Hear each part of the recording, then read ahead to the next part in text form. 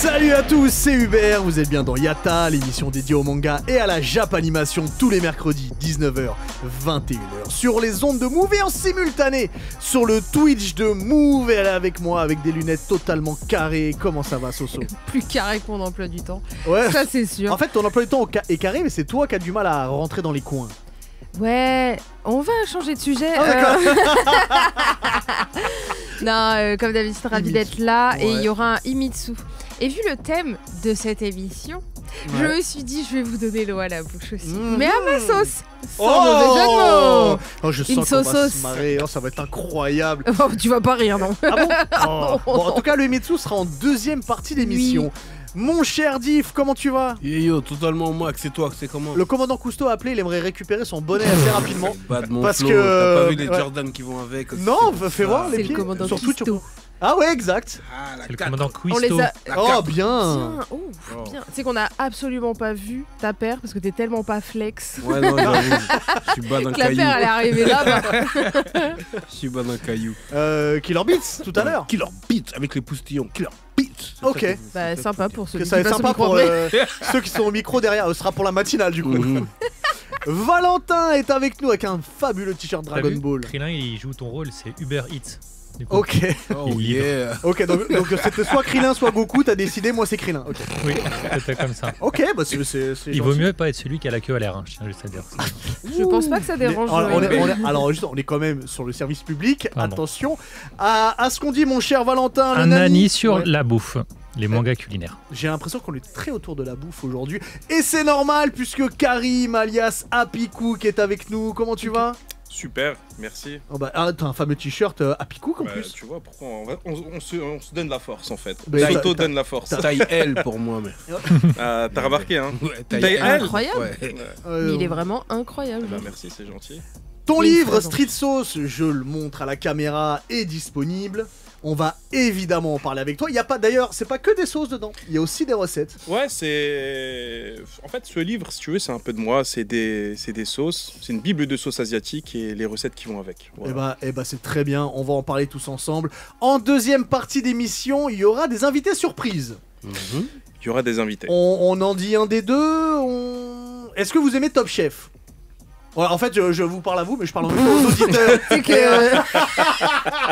Et je me dis, Oh, le je blanc. me dis, fatalement, les auditeurs et les gens sur Twitch Ils vont pas vont répondre. pas répondre en fait. Ouais. C'est sûr. Et même s'ils répondent, eh ben je vais pas. En T'as tout cas, fait si vraiment- t'attendais une réponse, ils vont en avoir. Mais sachez que c'est pas si ridicule que ça, puisque Face, notre producteur, me dit dans l'oreillette que justement, il y a eu des grands oui dans le chat.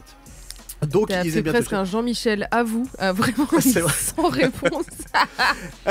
Du coup, alors il y a un petit. Vous entendez un écho vous ou il y a que moi qui entends un Il y a écho? que Non, toi. non, Bien, quand je même. l'entends aussi quand Tu je l'entends parle. l'écho? Oui. Ok, d'accord. Ah ouais, je l'entends plus. Malax le chakra. Ok, Ah. c'est pour ça. Ah bah voilà. Donc les invités surprises seront là en deuxième partie d'émission, donc une émission dédiée évidemment à la nourriture et aussi au manga. Si tout le monde est prêt, et bah Yatta, c'est parti.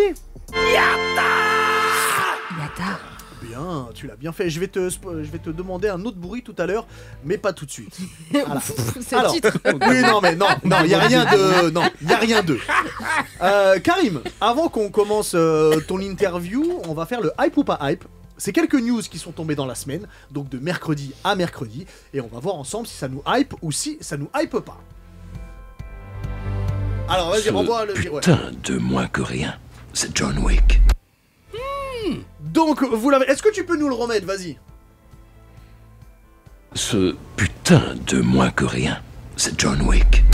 Et on a ce son parce qu'on a pu lire dans Hollywood Reporter qu'un animé John Wick était en développement. Ce sera un préquel au premier film, donc ce sera avant que John Wick prenne sa retraite, ou ce qui l'amène jusqu'à sa retraite. Ils veulent le faire en film d'animation parce que ça permettra aux différents protagonistes de faire des cascades qui ne sont pas possibles au cinéma. Ça se voit qu'ils n'ont pas vu les films de Tom Cruise parce que tout est possible en cascade au cinéma. Mon cher Karim, est-ce qu'un animé film d'animation autour de John Wick, ça te hype? Je vais te faire une confidence. T'as jamais vu John Je Wick? n'ai jamais vu Bah oui. John Wick. Écoute, Parce que lui, il mange des sauces qui sont John Strong, tu vois, pour ça. Il est... pour un très jeu de mots en Ouais, anglais. et là, tu... Alors je pense qu'on stoppe Je l'émission. n'ai jamais vu. Non mais On stoppe l'émission, Quand on fait va des regarder sauces, les on peut 4 pas et tu regarder reviens. Frère, toute la saga John il Wick. croit que j'ai que ça à faire d'aller sur Bah, il fait Netflix des sauces, et frère. sur Amazon. quand Ouais, t'es il en fait- cuisine, Mais il y a Ouais. le cinéma.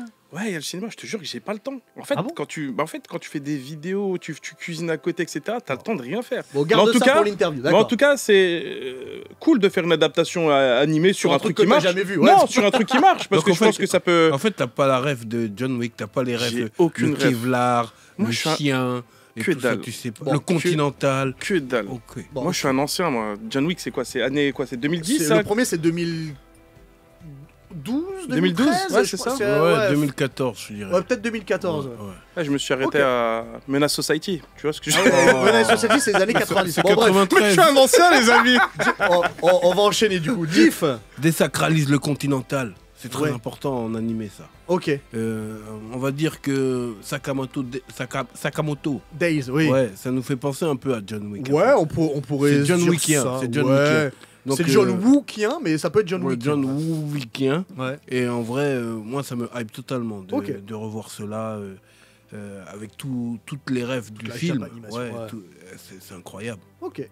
Soso, Oh, moi je. Oh, j'allais dire une phrase qui allait finir en titre. Je prends. tout ce qui vient, c'est ça? Exactement. Mais non, mais tu vois, genre là, par exemple, j'apprécie Lara Croft. Tu vois, le Tomb Ouais. Raider en animé Qui sur sont Netflix. Netflix, ouais. Et du coup, bah, en vrai, un John Wick avec une bonne animation sympatoche et tout. Je pense que ça va presque être plus. Tu vois, par exemple, Lara Croft, je le vois plus comme un dessin animé comics qu'un animé, tu vois. Donc je Ouais. me dis, John Wick, ça va peut-être un peu rendre comme ça, je sais pas. Mais totalement hype. Pas de problème, Kenny Reeves en 2D. Valentin. Moi, je suis moyen hype. J'adore l'univers de John Wick. Baba Yaga, il est trop fort. Keanu Reeves incarne tellement bien ce personnage que voir un personnage animé à la place, même si c'est lui qui fera peut-être le doublage, je sais pas trop. Et surtout, On sait pas encore Continental, ça. la série télé, m'a déçu. Ok. Je me suis ennuyé, alors qu'il y avait un potentiel de ouf. Ouais, mais là, il y a plus Et- John Ouais, mais Wick. ils l'ont Oui, raté, mais- ils l'ont raté. Tu vois, ils ont raté un premier spin-off. Donc, qu'est-ce qui me dit que ce deuxième spin-off, ils vont pas le Bah, rater, c'est que quoi. là, nous, ce qu'on veut voir, c'est John Wick.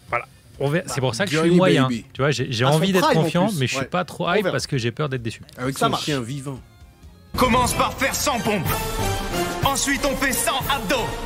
Et ensuite, 100 squats. Et pour finir, 10 km de footing. Tout ça pendant 3 ans, tous les jours. La saison 3 de l'animé One Punch Man semble se diriger vers une sortie pour 2025. En tout cas, c'est une rumeur qu'a laissé planer aussi Murata, donc qui est le dessinateur, parce qu'il a retweeté un post d'un compte qui s'appelle Animetsumi, qui est un compte anglophone. Alors, est-ce qu'il joue avec nos nerfs ou pas? Je ne sais pas. Maintenant, la vraie question, c'est: est-ce que vous sentez toujours une hype pour une suite 5 ans après la saison 2 pour One Punch Man? Karim? Saison 1, j'ai grave kiffé One Punch Man, en fait. Je trouvais que l'anime. Enfin, ça arrivait à C'est un moment. Madhouse qui faisait la saison. Ouais, c'était Madhouse, et après, je crois que c'était Mappa, c'était un autre style d'animation pour la saison 2, Ouais. un truc comme ça. Grave, j'ai grave kiffé la première saison. Par contre, mais quelle déception pour la saison 2. Mhm. J'ai pas accroché du tout, en fait. Comme beaucoup, je pense. Moi j'ai bien aimé. T'as bien aimé? Après, ouais. bon, tout est relatif. Moi, j'ai pas kiffé, j'ai pas accroché à la saison 2. Saison 1, j'ai grave kiffé. Donc, tu vois, je suis resté un peu sur ma faim. Et là. Saison 3, j'attends de voir. Tu sais, faut laisser la chance à tout le monde. Hein. Donc, est-ce que c'est le même studio d'animation? Est-ce que c'est Mappa qui reprend? Je sais pas du tout. Je sais pas, on n'a pas les C'était infos. pas là. Mappa sur la 2. C'était Ah, c'était pas Mappa sur Mappa? la D'accord, deux, ok. mais, C'était pas Mappa. alors, C'était je- Mappa, on croyait que c'est eux qui allaient faire la saison 3. D'accord, ok. C'est que des légendes urbaines. Ah, c'est des légendes urbaines. Eh ben, en tout cas, grave hype pour la saison 3. Déçu de la saison 2. Voilà, j'attends de voir. Ok. Soso. Bah toujours hype, tu sais que vraiment je le redis, j'ai l'impression que c'était une légende urbaine, on n'y croyait plus parce que Ah, tous les ans il était en mode Et il a pas confirmé, il a retweeté. hein. Alors pour moi, Il un peut se moquer mangaka, de tout le monde. hein. il a pas le droit de retweeter ou de dire des trucs si c'est pas valide, ou en tout cas je pense qu'il y aurait sa maison d'édition Ça irait avec le ton du manga. ouais, mais le problème c'est qu'il peut pas faire ce qu'il veut, enfin Ouais, c'est un ouais, manga ouais, et ouais. c'est le Japon, tu vois. Murata, il est libre. Ouais, mais quand même je vois pas pourquoi il dirait ça. C'est lui qui a été chercher One Punch Man. Non Oui, mais dans tous les cas je vois pas pourquoi il mettrait ça si c'est pas vrai, tu vois. Oui, bah, je veux dire, Ah je veux non, dire, mais il c'est peut moi faire qui des dis, ça trucs. se trouve, il rigole, tu vois. Tu sais que Murata, c'est lui qui nous avait montré que le conte de Togashi était le vrai conte de Togashi. Ouais. C'est lui aussi le premier à nous avoir annoncé le décès de Toriyama. Tu vois, enfin, Murata sur Twitter. Il donne est- pas que des bonnes nouvelles. hein. Non, mais il est. Mais je le vois pas vraiment mentir, ce serait pas cool pour les fans. Donc oui, non, après j'ai hâte de voir ça va être quoi le studio d'animation. Et bah après, est-ce que les gens seront hype, ça je sais pas, parce que ça fait trop longtemps. Ça fait 5 ans. Valentin. Moi je suis chaud patate, Ouais. aucun problème pour l'attente. Il y a tellement de trucs à regarder, à lire, on mange bien. Donc là, tu me donnes un nouveau plat, je sais que je vais kiffer, je suis très très content. Surtout comme on Et Garo pour tourne, flex, c'est très bien, ouais. Murata m'a retweeté. Oh, beau gosse. Lourd. Putain, dès qu'il vient, on lui dit et t'as retweeté Valentin. Diff. Ben, évidemment que ça me hype, mais c'est trop lent. Tu vois. Après, la saison 1 c'est 2015, la saison 2 c'est 2020, là ce serait 2025, donc on Ouais, tient un truc de tous les 5 tous ans. les 5, c'est beaucoup, 5 ans. Après, le manga n'avance pas très vite non plus. Hein. Oui, mais c'est pas grave, on veut notre dose. On a déjà 29 tomes. Hein, quand même. Voilà, Ah, c'est long. C'est Mais hype ou pas? hype, mi-hype, mi-hype. Et apparemment dans le chat, selon ce que me dit Face, pas tellement hype sur... Aïe. sur Ouais, la- Face, d'accord, ok. Face qui a un Isidore dans la gorge. Oui, il a Isidore dans la gorge.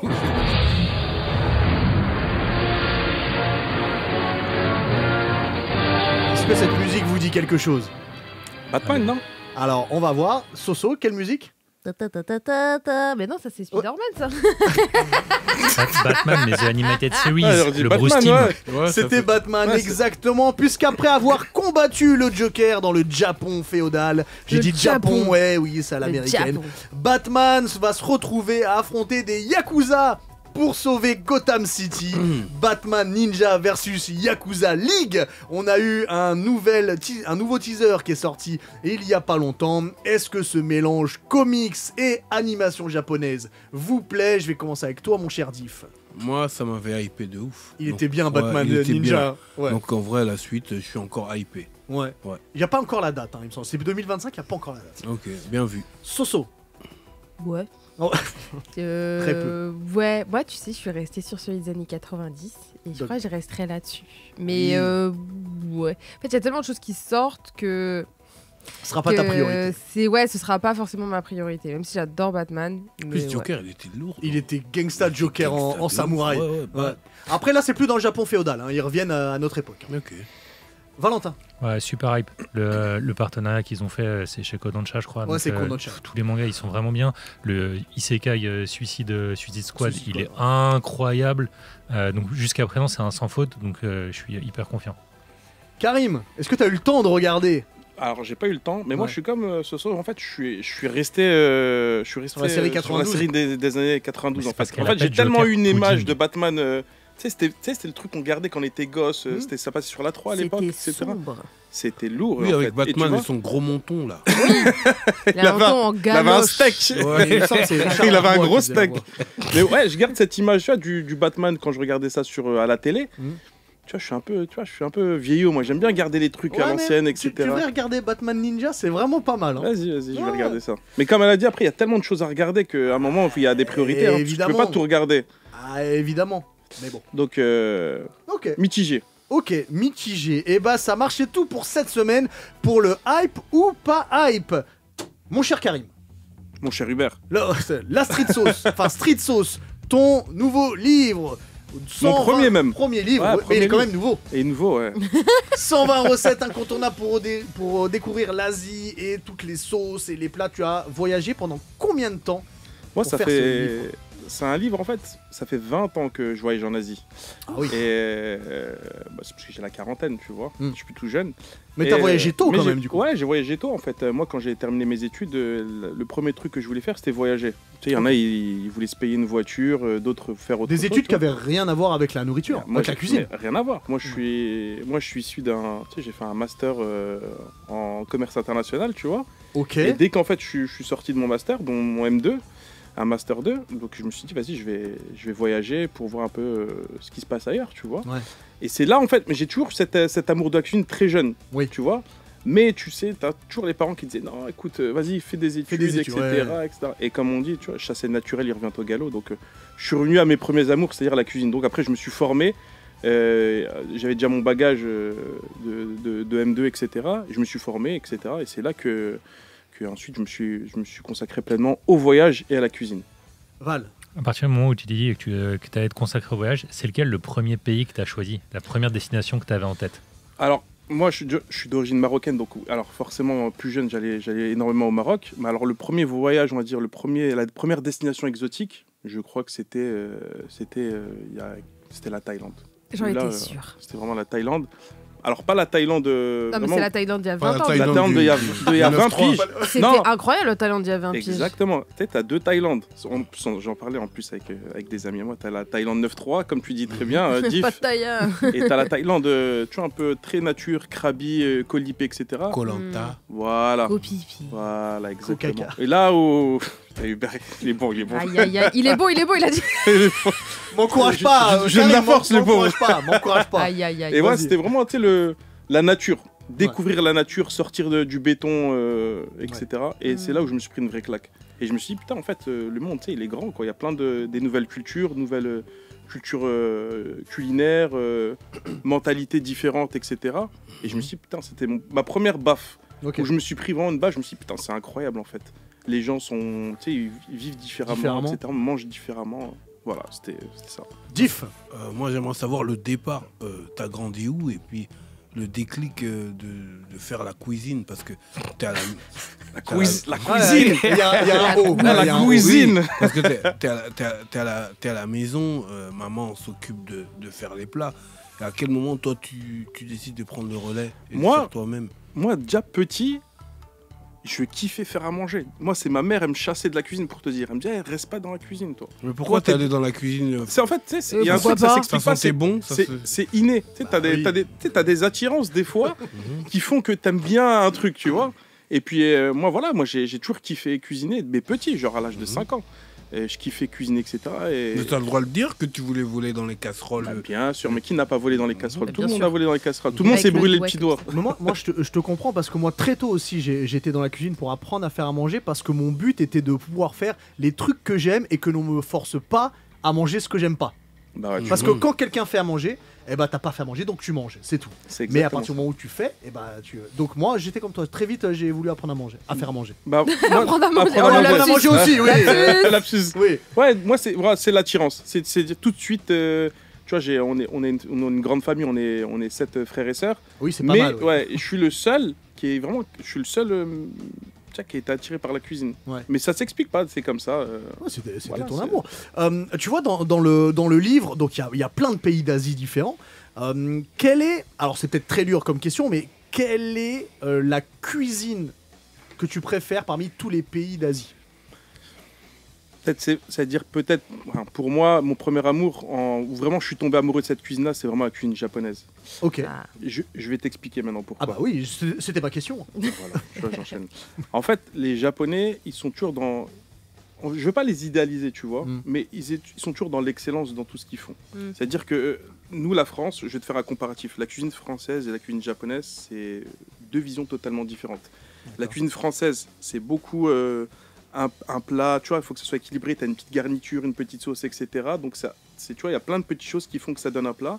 La cuisine japonaise, c'est centré totalement sur le produit. C'est-à-dire qu'on va sublimer le produit dans l'excellence. Ouais. Tu vas avoir un poisson, il va être unique. Tu vas l'avoir sur ton assiette, c'est un poisson, mais ce poisson-là, il va être mariné avec une marinade au miso, avec de la feuille de shiso par-dessus. Tu vois, c'est un produit. Il va pas avoir une sauce sur le plat, etc. Donc, c'est deux visions de la cuisine qui sont totalement différentes. Et ça, tu vois, ça a été un nouveau truc. Ça m'a mis une baffe quand j'ai vu ça. Je me dis, putain, ils sont chauds, les mecs. Et en fait, tout ce qu'ils font, c'est dans l'excellence. Quand t'as des plein de Japonais qui viennent sur Paname pour ouvrir des pâtisseries, putain, ils subliment les trucs, tu vois. Ils upgrade, ils inventent pas la pâtisserie, hein. C'est juste qu'ils reprennent des choses qu'ils ont apprises, mais qui te le mettent à un niveau stratosphérique, tu vois. Et eux, ils m'ont mis une baffe, ouais. Soso. Et du coup, bon, moi, dis-toi, il y a 20-25 ans, j'étais pas en Ile-de-France, ok? Donc je sais pas. Mais toi, du coup, tu vis en Ile-de-France. J'étais en Ile-de-France. Ouais. T'étais en Ile-de-France. Donc du coup, il y a 20-25 ans, je sais pas, à cette époque-là, toi, tu connais la cuisine française, tu connais la cuisine marocaine, c'est ça? Marocaine, maghrébine, ouais. Maghrébine en général. Exactement, Ouais, attention, moi, c'est l'Algérie, on a des tagines différentes. Jazair. Le drapeau, tout ça. Mais du coup, comment... Est-ce que t'avais commencé à tester la cuisine asiatique en Ile-de-France, en France? Et quelles ont été tes premières impressions à l'époque? Il y a 20 ans, il y a 20 piges déjà, la cuisine asiatique, ça se résumait au wok. Tu vois. Oui. Mais vraiment, pour de Les vrai. traiteurs wok, tout Moi, ça. quand là. j'allais, quand on avait genre 18-19 ans, les premiers trucs, asiatiques, c'était soit les traiteurs ou soit les wok. Quand les wok sont venus, c'était la révélation, tu vois. Oui. Il y avait le wok dans le 19e à Riquet, à Crime, etc. C'était le Dragon Wok, etc. Tu vois, pour nous, c'était une révélation. Moi, je voyais déjà ça en Thaïlande. Tu voulais dire vois. Dragon Wok Z. Il est je sais. Je t'ai vu. J'allais même pas dire ça, j'allais dire attention, le wokisme nous Ah, envahit, pas tu vois. mal, Ouais, pas mal. c'était mieux Dragon Walk. Ouais, reste dans Dragon Wok. Ouais, il y a 20 piges. Tu me dis peut-être que t'es à peu près même Uber, hein. On est à peu près de la même génération. Après, Mais- moi j'étais plus loin de Paris, j'étais à Cergy. Ah, t'es Et nous, il n'y avait pas les wok, mais c'était que des restaurants. Sergi, c'était chinois. le Bosphore.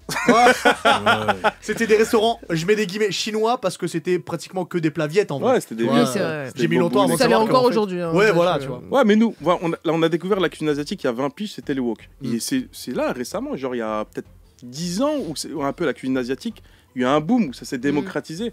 Là, je vois sur Paname, t'as des restaurants omakase, tu sais, des restaurants un peu gastronomiques japonais, alors que pour nous, c'était inimaginable de voir ça, tu vois. c'est vrai. Déjà Là, il y a manger une- sushi, c'était quelque chose. Ouais, T'avais clairement. quelques ramen, parce que la rue Sainte-Anne, les premiers restaurants ont été ouverts dans les années 80, mais c'est vrai qu'on avait, c'était pas populaire. Ah non, c'était- Fallait le savoir, fallait aller là-bas et découvrir ça par hasard, quoi. Bah, un des premiers ramen à rue Sainte-Anne, je pense, c'était. Comment il s'appelle qui a fermé Naritake, peut-être. Je sais pas si Tu c'était les le connais premier, tous. parce Ah qu'en ouais, fait, parce qu'il a Naritaki, tous il est fait. Ah ouais, dessus, bang, mais bang. je Je sais- crois il a qu'il fermé, je crois. Je suis Ouais, il a fermé. triste. Tu vois, c'est un ramen qui a fermé. Il y avait Naritake. Après, il y a 5 ans, 6 ans, t'as Kodawari qui est venu. Il y a Tsukiji. J'adore Kodawari. Kodawari Tsukiji. Dans le 5e, après, il y a eu Kodawari. Celui au poisson. Au poisson, ouais. etc. Tsukiji, ouais, c'est ça. Et l'autre, c'est Yokocho, pardon. Mais il y a tous les Sapporo aussi.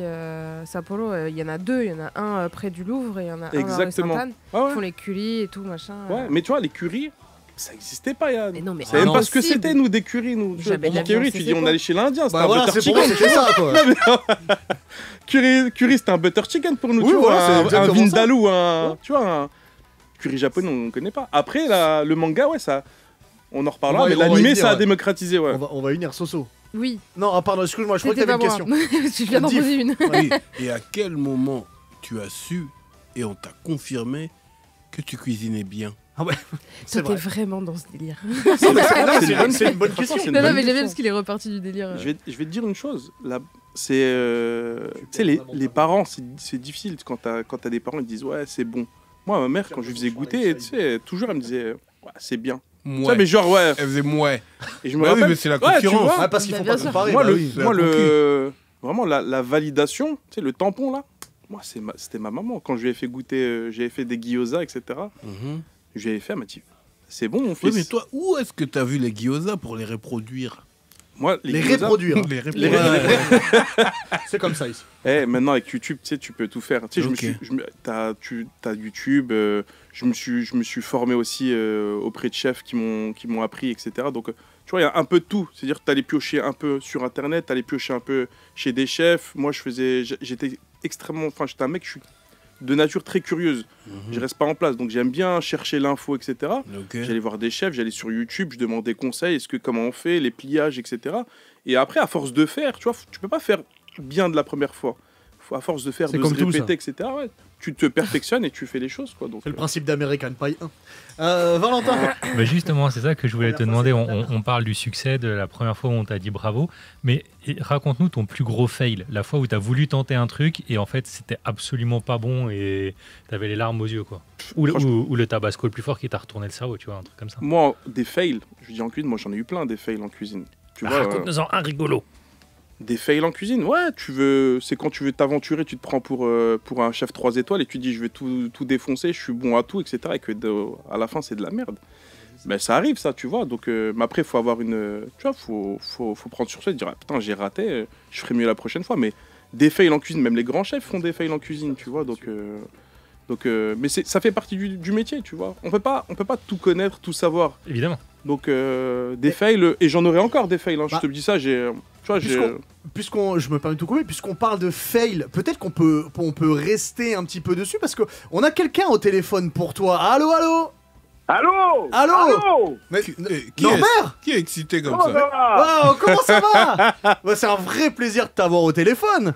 Bah, ça va très bien, vous allez bien? Ah bah, Bah ouais, toi. oui, très très bien. En plus, on était en train de parler des fails qu'on pouvait avoir en cuisine, que Karim avait pu faire. Est-ce que t'en as quelques-uns, toi, qu'il a pu faire devant toi? Alors, juste pour avant Ah bah devant moi. Ah bon? Tu m'as fait vivre avec lui, ouais. Ah bon? Vas-y, dis-nous. Espèce de traître. Non mais comment ça Karim, on faisait des show cooking devant des 500, 600 personnes. Ah ouais. Et on faisait une opération qui s'appelait Black Burger. C'était un dimanche midi. Non mais c'était incroyable. Ouais. Donc t'imagines une salle bondée, 600 personnes, on doit envoyer 600 burgers en Oh la direct devant les gens. Ouais.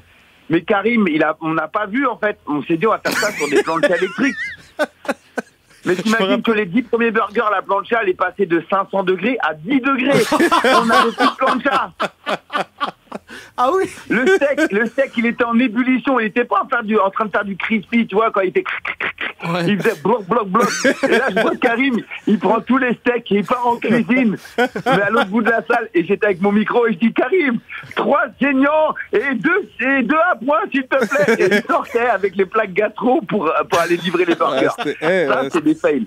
Norbert, Voilà, la première fois que j'ai rencontré Norbert, il fait, tu vas voir, c'est magique. Je vais t'emmener dans un endroit, on va faire une opération avec des burgers. Je dis, ah, moi, je suis dingue. Il fait, je vais t'emmener en Alsace. On s'est retrouvés, on avait pas, je pensais qu'on allait avoir une cuisine, même lui pensait qu'on allait avoir une cuisine. En fait, c'était un vestiaire, le truc. On a dressé les burgers sur des banquettes d'une discothèque. C'était véridique, ça. C'est incroyable. C'est vrai.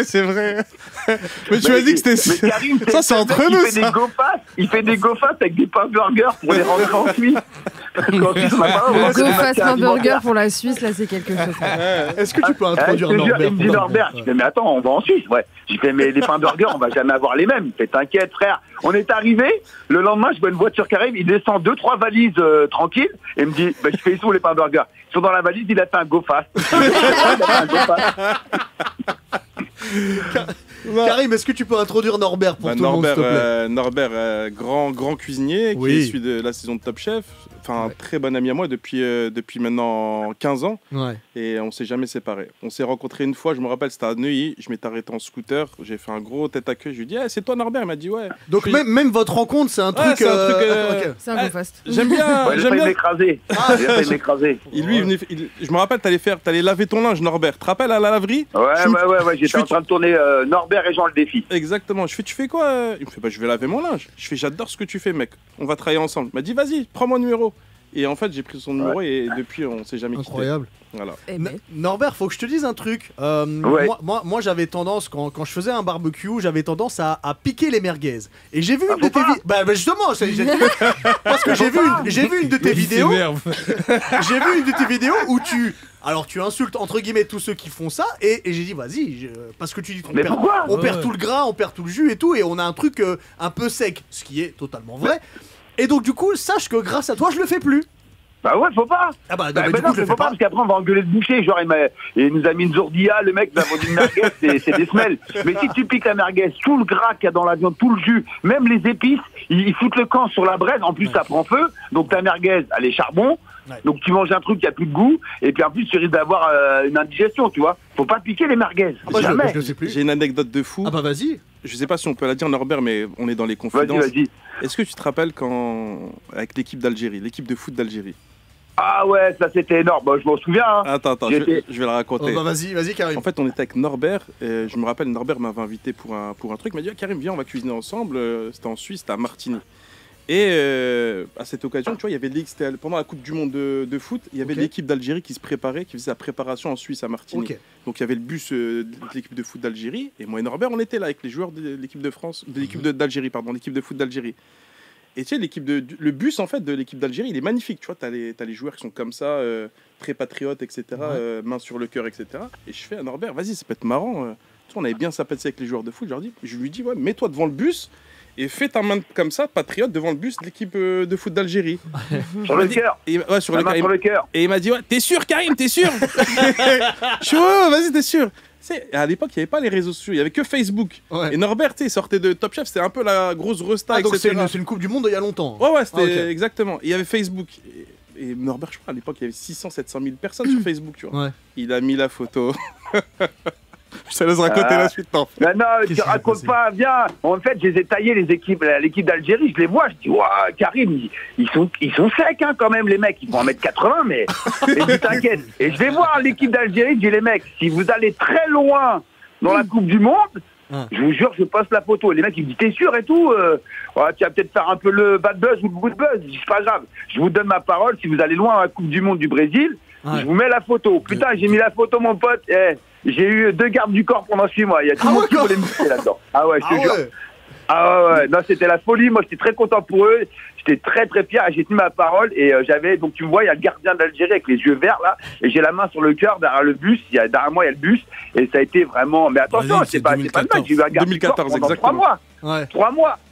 Et le lendemain, Norbert, il m'appelle, il fait putain, Karim, je reçois des menaces de mort, tu fais chier. Dis-moi. Attends, la dernière, c'est la pâte à tartiner, hein. La pâte à tartiner algérienne, on m'a traité de colonisateur et tout. J'ai dit, bon. Elle mangeade. Et je vous dis, c'est une vraie vanne. Et il y a des mecs qui m'ont envoyé ça et tout, mais je dis, mais les mecs, imaginons que j'allais la faire goûter à Marine Le Pen, ça se trouve, elle va aimer l'Algérie après. Vous savez pas, les gars. Ce serait beau. Norbert, puisqu'on tient, tu sais, nous, on a une émission manga à la base. Dis-moi, est-ce que toi. Ah, voilà ce que j'avais demandé. Est-ce que tu regardes des animés ou est-ce que tu lis des mangas? Mais là, tu m'as cité les persos Dragon Ball, ouais. Alors là, déjà, tu m'as donné un mauvais point. Lire, déjà, c'est un verbe que je connais pas dans mon vocabulaire. Les recettes. Si, quand tu fais des recettes, tu fais des recettes, faut les écrire. Quand tu fais tes belles petites fiches techniques, Norbert, pour le 19-20. Il m'a dit, est-ce que tu lis déjà? Alors là, il y a beaucoup d'images quand même. Ouais, il y a beaucoup d'images. Mais même les bulles, elles me saoulent, je te jure. Moi, j'aime bien voir les dessins animés. D'accord, mais du coup, qu'est-ce que t'as pu regarder? Ou que tu regardes encore? Moi je regarde toujours, j'adore, c'est Ken le survivant, mais après j'étais amoureux de Dragon Ball Z. Après c'est comme les séries de bagnoles dans Dragon Ball, il y a toujours des GT, GT3, GT4, le mec il est passé en machine, il est passé du jaune au bleu, au vert, au super rouge, et il savait même plus quoi faire, il était passé dans Super Guerrier, Super Saiyan, Super Saiyan Plus, après il est passé Ultra Instinct, après il est passé... Tu sais, Son Goku, je l'aime parce qu'il part, c'est un loser, le mec, il se fait toujours démonter, mais il revient, il ken quand même l'autre. C'est ça qui est incroyable. L'autre, c'est qui Alors, au niveau des changements de couleur, c'est quand même plutôt bien résumé. Branlé, mais il y va quand même et il gagne. Attention, il gagne. C'est ça qui est énorme. C'est plutôt bien résumé, Norbert, je trouve. Je tenais à remercier Norbert, tu sais, parce que ça fait 10 ans, parce que tu sais qu'à Picook, bon là on parle du livre, etc. Mais nous, à Picook, à la base, on a une asso, on fait pas mal d'ateliers culinaires en banlieue, etc. Et Norbert, je tenais à te le dire, Norbert, parce que j'ai jamais eu l'occasion de te le dire. Merci de me suivre, Frangin. À chaque fois que je t'appelle pour faire des ateliers culinaires dans les banlieues, pour les mamans, etc., pour les jeunes en difficulté, t'es toujours là. Et là, on est en direct. Karim, on est en direct ou pas? On est en direct sur Move. Ouais, Karim, je vais te laisser terminer parce qu'après, il faut que j'aille en tournage. Mais je vais vous dire une chose. Karim, il faut qu'on rétablisse la vérité. Merwan de Panade, il a marqué qu'il avait gagné au Crous la semaine dernière. Tu peux pas laisser dire ça, Karim. Tu peux pas laisser dire ça. Je raconterai après. Ok, d'accord. Tu m'appelles à 22h pour avoir ta recette là, à moins de 2 €.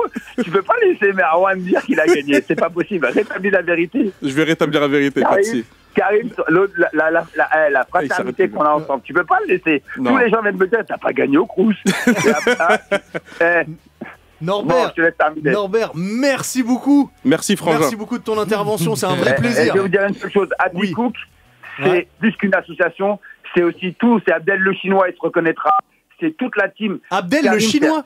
Ah ouais, quand même. Abdel le Chinois, c'est quelque chose. Abdel le Chinois, Youssef, grand Youssef. Youssef, King. C'est Karim, mais c'est un crew de Karim, c'est des potes. C'est des mecs avec qui je me suis retrouvé à cuisiner avec. Et ben justement, moi j'aime bien parler avec Karim parce que c'est la vraie exemple la mixité, la complémentarité, tout. C'est tout ce que j'aime chez Karim. Et on s'est retrouvé dans le 8e, à côté de Matignon, à côté de l'Elysée, à cuisiner des burgers et tout ça pour le grand patron d'AXA. C'est ça Karim. Karim, il inspire la réussite, il inspire le respect et il inspire le savoir-vivre ensemble. La tolérance. Je vais vous raconter une vraie anecdote, après je vous laisse. Karim, c'est le mec qui vient chez moi quand je fais un tagine de poulet. Et mon fils, et je vais vous le dire, j'en parle jamais, mon fils est juif. Et cette photo, Karim, il a jamais voulu que je prenne la photo. Et Karim, à moi, j'avais la main dans le tagine. Mon fils, il avait des petits problèmes au zizi. Et t'as Karim qui est quand même parti. Et c'était une photo lunaire. Décaloté, mon fils, parce que j'ai pas fait ça pour fils. Et il y a Karim qui dit, ça va le tagine, tu fais ça, mon fils. Et il a la main sur le siège de mon fils. Voilà, c'est ça que j'aimerais dire aux jeunes et aux gens aujourd'hui. On peut tous vivre ensemble. La preuve, c'est ta photo était magique.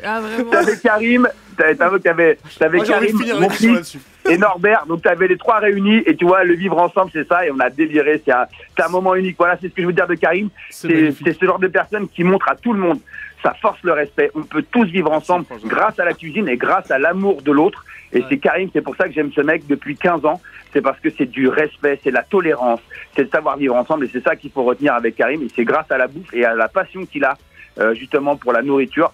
Et voilà, c'est tout ce que je peux vous dire sur Karim, c'est un grand homme, et voilà, c'est pour ça que je l'aime. Merci mon frère, moi aussi je t'aime. Merci beaucoup Norbert, et quelle anecdote incroyable. Merci beaucoup Norbert. Je vous le dis surtout en ces temps, je vous le dis, on a besoin d'amour et on a besoin de dire aux gens que vraiment on peut tous vivre ensemble, vraiment. Très beau message. Merci, on te voit dans quoi là? Tu vas tourner quoi, si tu peux le dire? Eh ben là je tourne une émission sur le pain. Je tourne ma recette, c'est la meilleure cuisine régionale, c'est chez moi. Ouais. Voilà. Attends Norbert, et le 19-20, Norbert il est chef du Palace, donc Georges V du 19-20, le restaurant le 19-20. Énorme, c'est pas rien. C'est énorme. Les amis, je vous kiffe. Merci, vas-y, gros bisous Norbert. Attention, merci, gros bisous mon ciao. À plus tard. Merci. Je suis fan de lui. C'est incroyable. Cette anecdote décalotage étagine.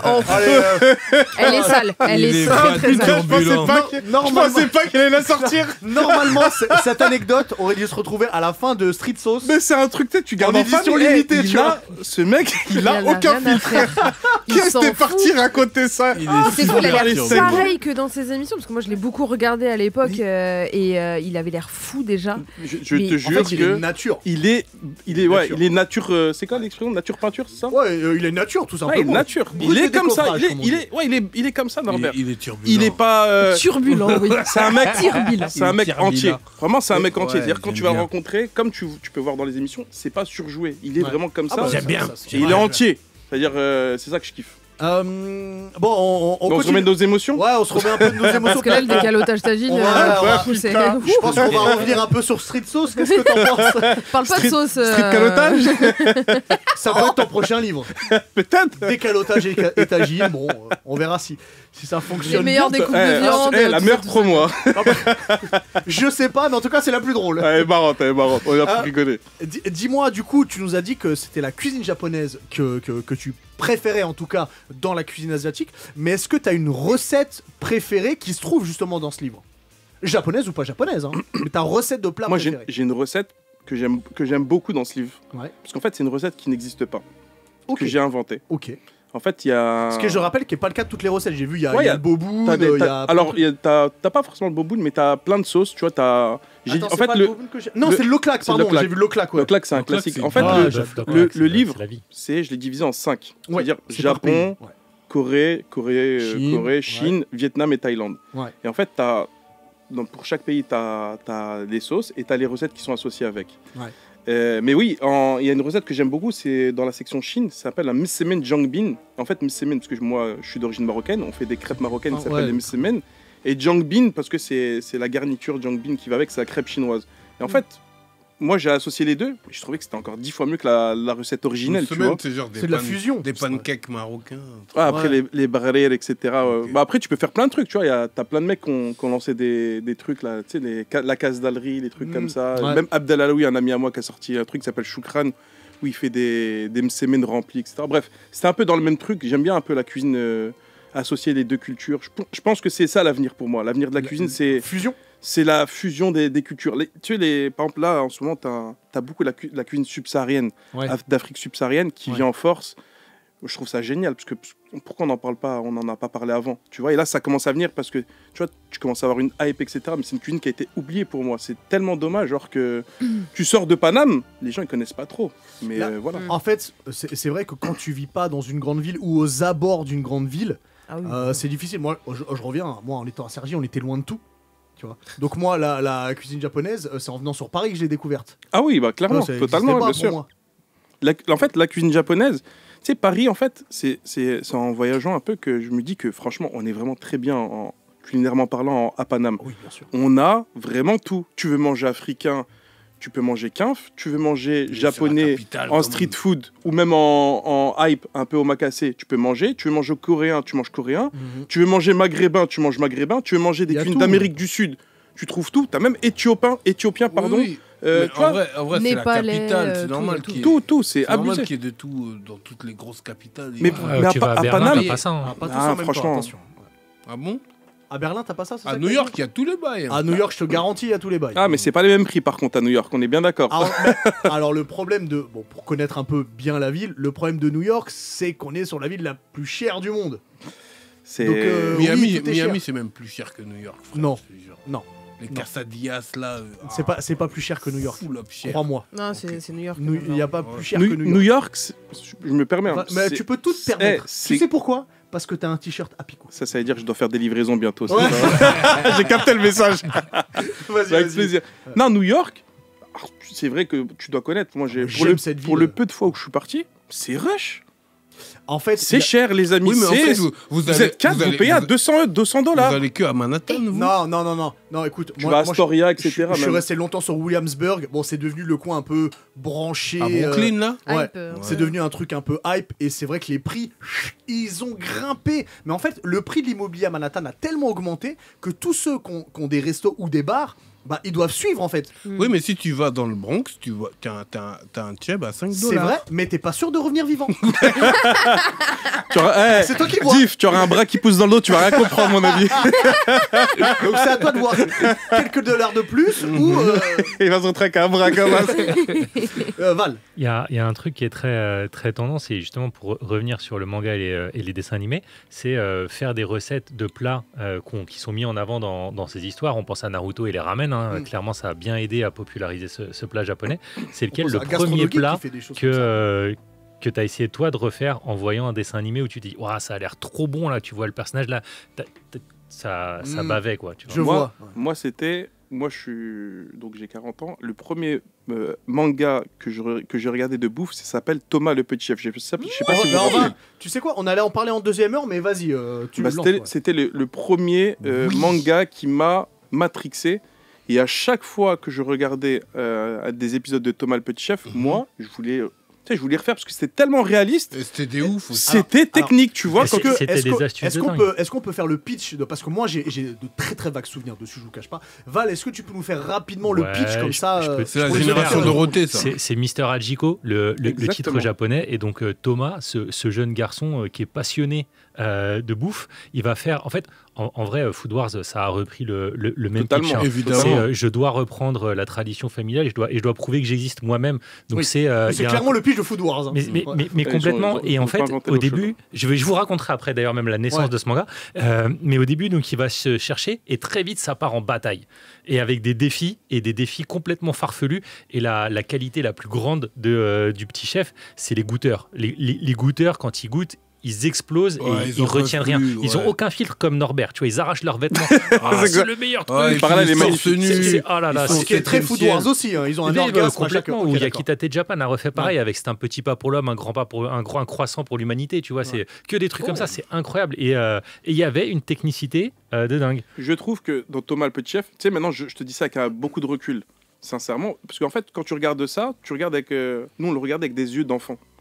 Et quand tu regardes avec des yeux d'adulte, tu dis putain, en fait, le manga, il était vraiment bien foutu parce que c'était vraiment très technique. Nous, on regardait ça avec des yeux de gamin, tu vois, on voyait pas la technicité. Ils revisitaient des plats qu'on connaissait déjà, donc ils vont faire une omelette, un concours sur une omelette. Ouais, non, mais c'était vraiment très précis. Et ils rajoutaient un bail, un ingrédient. Et quand il était le dernier au concours, il disait ah bah je vais mettre une pierre chaude pour garder le plat chaud parce que je passe après les trucs et je vais leur faire goûter une sauce à l'ail au début pour leur laver la bouche pour que le goût de mon plat il existe. Et ça c'est des trucs, mais je m'en souviens. C'est des trucs de cuisine, ça, c'est des vrais trucs. Et c'est incroyable. Et en fait, dans Thomas le Petit Chef, je trouve que c'est un des dessins animés qui se rapproche le plus de la réalité.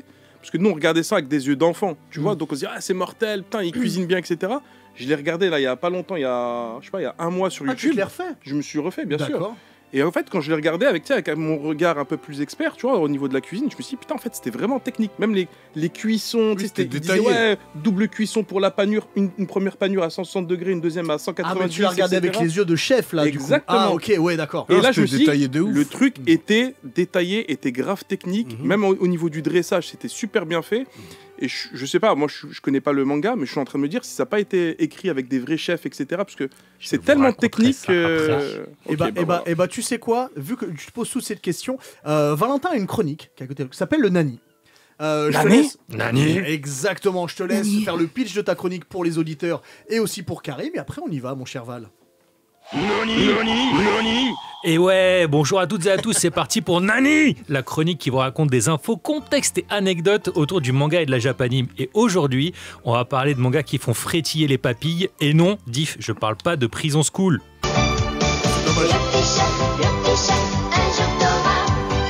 Ah, mais qu'est-ce qui se passe? Que m'arrive-t-il? Je suis en train de me faire isécailler ma face ou quoi? Nous sommes le 18 octobre 1991 et j'ai 10 ans. En bobino de l'époque, je bois du Tank Tropical et je mange des Raiders. Ouais, 2 doigts coupe-fin. Et toi Hubert, qu'est-ce que tu grignotes à l'époque? Non, excuse-moi.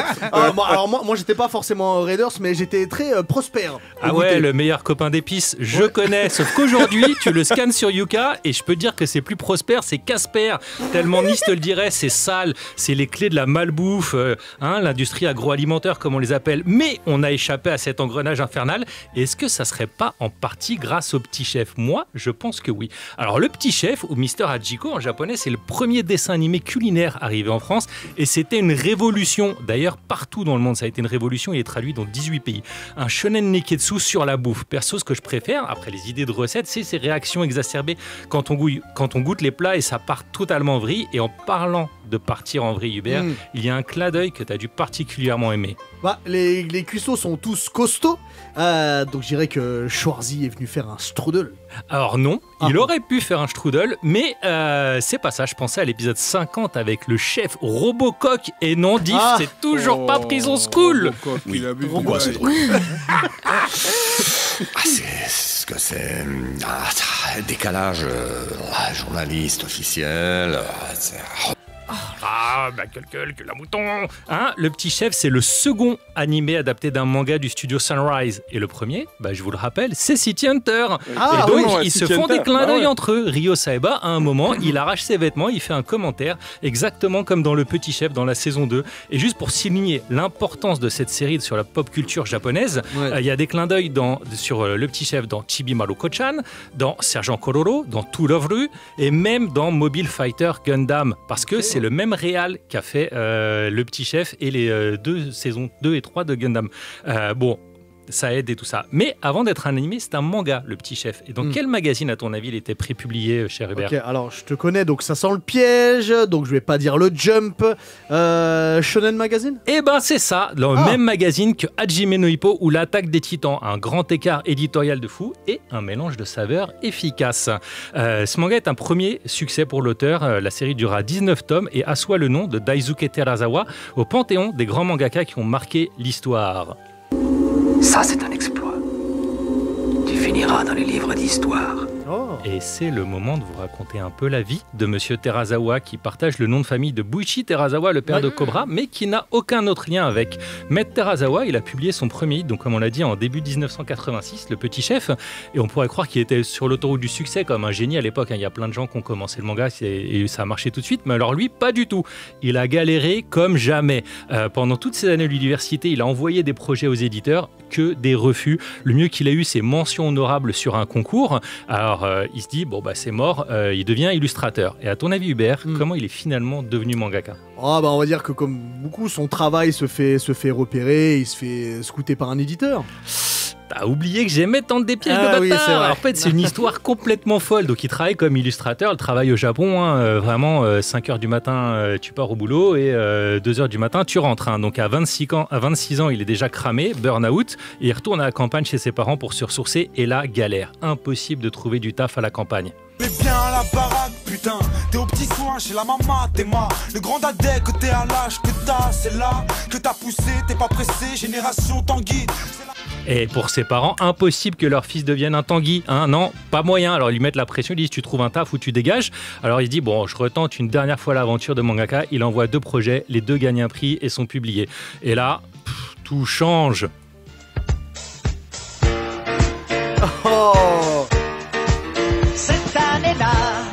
Et ouais, cette année-là, 1986, comme je vous le disais, le Shonen Magazine a un nouveau rédacteur en chef, Takao Igarashi. C'est lui qui va prendre Daisuke sous son aile. Et pour vous juste, petite année en aparté, Monsieur Igarashi, c'est le mec qui est devenu après le directeur de Kodansha. Hein, il a level up de ouf. C'est lui qui a lancé des titres comme les enquêtes de Kindaichi, Hajime no Ippo, et remis des genres tendances comme le Furio, et notamment le manga de cuisine.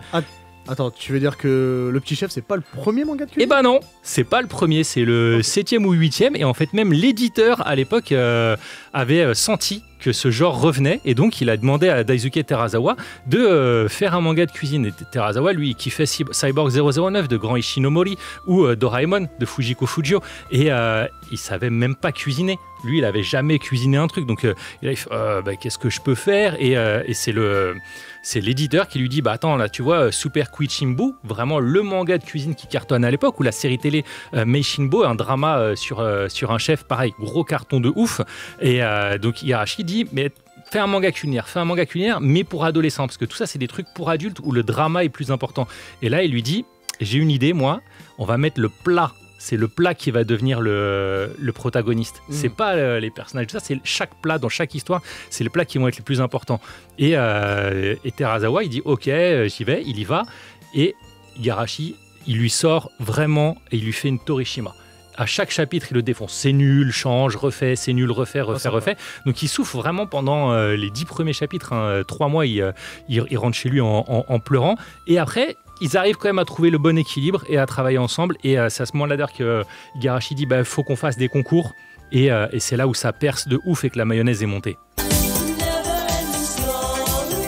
Putain, Hubert, je regarde l'heure et tu me rappelles que c'est une histoire sans fin parce que j'ai plein d'anecdotes à raconter, mais une chronique chronométrée. Alors, comme le temps me fait défaut, l'animé du Petit Chef, en fait, introduit ces réactions exacerbées. Elles ne sont pas dans le manga au départ, donc ça s'arrache pas les vêtements dans le manga. Mais l'auteur se sert de ça dans sa série d'après, qui est Shota no Sushi, qui a cartonné encore plus que Le Petit Chef au Japon. Pour la blague, Terazawa a écrit les paroles de 2 des chansons qui sont à l'intérieur du Petit Chef dans les insert songs, donc pas les opening et ending, mais des chansons qu'il chante pendant qu'il cuisine. Okay. C'est lui qui les a écrits. Et juste pour vous dire Shota no Sushi à quel point c'est un truc de ouf, en plus du fait qu'il ait vendu plus de 15 millions de tomes au Japon, le président de Korea Telecom, il adore tellement ce manga qu'il a acheté les 44 tomes en une 20aine d'exemplaires et qu'il a donné à tous les cadres dirigeants. Et après, LG, le fabricant, a pris ce manga et l'a mis dans la liste des livres conseillés à tous les employés. Ah, pourquoi ? Pourquoi ? Parce que c'est un manga qui a un style des valeurs, tu vois, sur la valeur du travail, de l'effort et du respect des produits. Et LG, ils font énormément de kitchen appliances, ils font plein de trucs, donc c'est hyper important et c'est porteur de belles valeurs. Et je vous parle pas de l'animé qui est excellent, et on se demande d'ailleurs pourquoi il n'est pas sur les grandes plateformes de streaming, mais tout ça pour conclure, le manga c'est bon, mangez-en. Bien, mais en plus il fait des jeux de mots, il était formidable. Il est bon, hein. Il est fort, Valentin. Il est bon. Et sache quelque chose. J'ai kiffé. Là, il a dû réduire au moins de moitié sa chronique. C'est clair. Parce que de toute façon. Dans le timing. Tu veux que je te dise un truc ? On peut tout dire aux auditeurs. Hein. Tu m'as dit la chronique elle pouvait faire 6 minutes 30 et j'ai décidé de te faire partir avant parce que je savais que t'allais déborder et t'as un petit peu débordé. Mais c'est pas grave parce qu'on avait le temps aujourd'hui. C'était intéressant. Mais en fait, j'ai regardé ça avec un vrai regard, tu vois. Je me suis dit, putain, c'est vraiment. T'apprends plein de trucs, donc j'ai kiffé. Allez, c'est parti. Deuxième partie de Yatta. J'ai dit 2 fois partie dans la même phrase. Diff est toujours là. Soso, Valentin, Karim, Apicou qui est toujours là aussi. Écoute, chaud comme la braise. Oh, est-ce que t'es aiguisé comme une lame et pointu comme un couteau ? Comme Sanji. D'ailleurs, sur ta bio Insta. tu as mis un truc de la Street Collection. Jamais dans la tendance. Jamais dans la tendance, toujours dans la bonne direction. Oh, j'ai adoré, c'est magnifique. C'est ce qui me définit. Ouais, puis je suis pas dans la hype, je fais ce que j'aime, mais tu vois, je mets en lumière les gens qui méritent. Voilà. Et c'est ça qui est beau. Ben voilà. Mon cher Karim, tu nous as préparé une surprise. Ah bon? Ouais, parce que. Ah, l'acteur studio. Oh là là là, ah là là. Franchement, je peux te dire un truc, c'est que Brad Pitt a du souci à se faire. T'as vu ça? Je t'ai préparé un setup qui se trouve là-bas avec tout plein de produits pour faire la cuisine. Ok. Est-ce que t'es chaud pour justement rejoindre le setup et que pendant cette heure-là, pendant qu'on continue l'interview, tu nous fasses des produits de ton choix et puis après on va les goûter tous ensemble. Un truc street food express. Un truc street food Karim Express. Vas-y, ok. Je vois, il y a des clémentines. Et une sauce évidemment. Il a vu que ça. Il a vu que ça, des clémentines et un couteau. C'est pas Fleury Mérogis, mon ami. Non. En fait, c'est juste parce qu'il faut pas faire de private joke, juste pour comprendre que notre producteur Fessal, un soir, dans un groupe WhatsApp avec Div, Fessal et moi, et il nous envoie une photo de ce qu'il mange et il avait une baguette, un sandwich avec dedans des quartiers d'orange. Ouais. Alors, un sandwich à la clémentine. Voilà, un sandwich à la clémentine. Alors, j'ai une anecdote sur ça rapidement. Vas-y. Tu sais quoi? Il y a un mec à Bruxelles, les clients viennent du monde entier, de Corée, d'Australie, d'Iran, etc. Ouais. Il s'appelle Tonton Garbi et sa spécialité, je vous jure, que c'est des sandwichs au fromage et aux fruits. Ouais. Et je te jure qu'il y a une queue de. J'ai fait l'expérience parce que je suis parti. Je suis arrivé à 15h, j'ai été servi à 18h. Ah oui, c'est une. Attends, fromage, queue, mais je sais très bien ce qu'elle ouais, il fait des sandwichs avec des gruyères. Genre gruyère, fraise. Il sort des vrais fromages, tu vois, il va chez des fromagers, etc. Et il fait sa sélection de fruits de saison. Et il te fait des casse-dalles avec ça. Ça s'appelle Tonton Garbi. Et c'est un mec, mais je vous jure, tu regarderas, il y a plein de vidéos de lui sur TikTok. Banane camembert. Il y a des gens, ils viennent de Corée du Sud, ils viennent le matin, ils sont servis le soir. Moi, je pense qu'il a vu juste un épisode de Ma famille d'abord où Junior il mange des fruits et un produit laitier en même temps. C'est possible. Ou alors il a entendu Fianso, il s'est dit du pain dans du pain, je vais tester. Sandwich au pain. Ah non, c'est. Du coup, mon cher Karim. Chaud? Bah moi, chaud pour faire une sauce, chaud pour faire à manger, ce que tu veux. Franchement, quelque chose sorti de ton livre, ça s'appelle Street Sauce. Donc, une sauce, c'est un truc à manger que tu veux. Vas-y, je te fais ça. Comme t'as pas de jingle, je te le fais. Il y a table. Bien. Oh la vache. Là, c'est. Franchement, c'est magnifique. Vas-y, Karim, je te laisse rejoindre le setup. Et pendant que tu commences, et avant qu'on continue l'interview avec toi, Karim, et qu'on parle de Street Sauce, ma chère Soso, apparemment, pour le Himitsu aujourd'hui, tu vas encore une fois nous mettre dans une ambiance magnifique. Exactement. Et vu qu'aujourd'hui, l'ambiance est culinaire, je me suis dit, il faut que je vous raconte un truc. Toujours en rapport avec le Japon, bien évidemment. C'est moi. Je suis la mise en bouche. Voilà, pour vraiment vous donner faim pour la suite. J'espère que vous n'allez pas m'en vouloir. Et avant toute chose, j'essaye quand même d'expliquer ce qu'est le Himitsu pour ceux qui nous rejoignent et qui ne connaissent pas. Sûr. Et puis, surtout pour notre invité. C'est parti. Himitsu, c'est la chronique qui vous dévoile des secrets, des indices sur une œuvre, un personnage, un mangaka, car derrière chaque histoire, réelle ou fictive, il y a des secrets entre les lignes.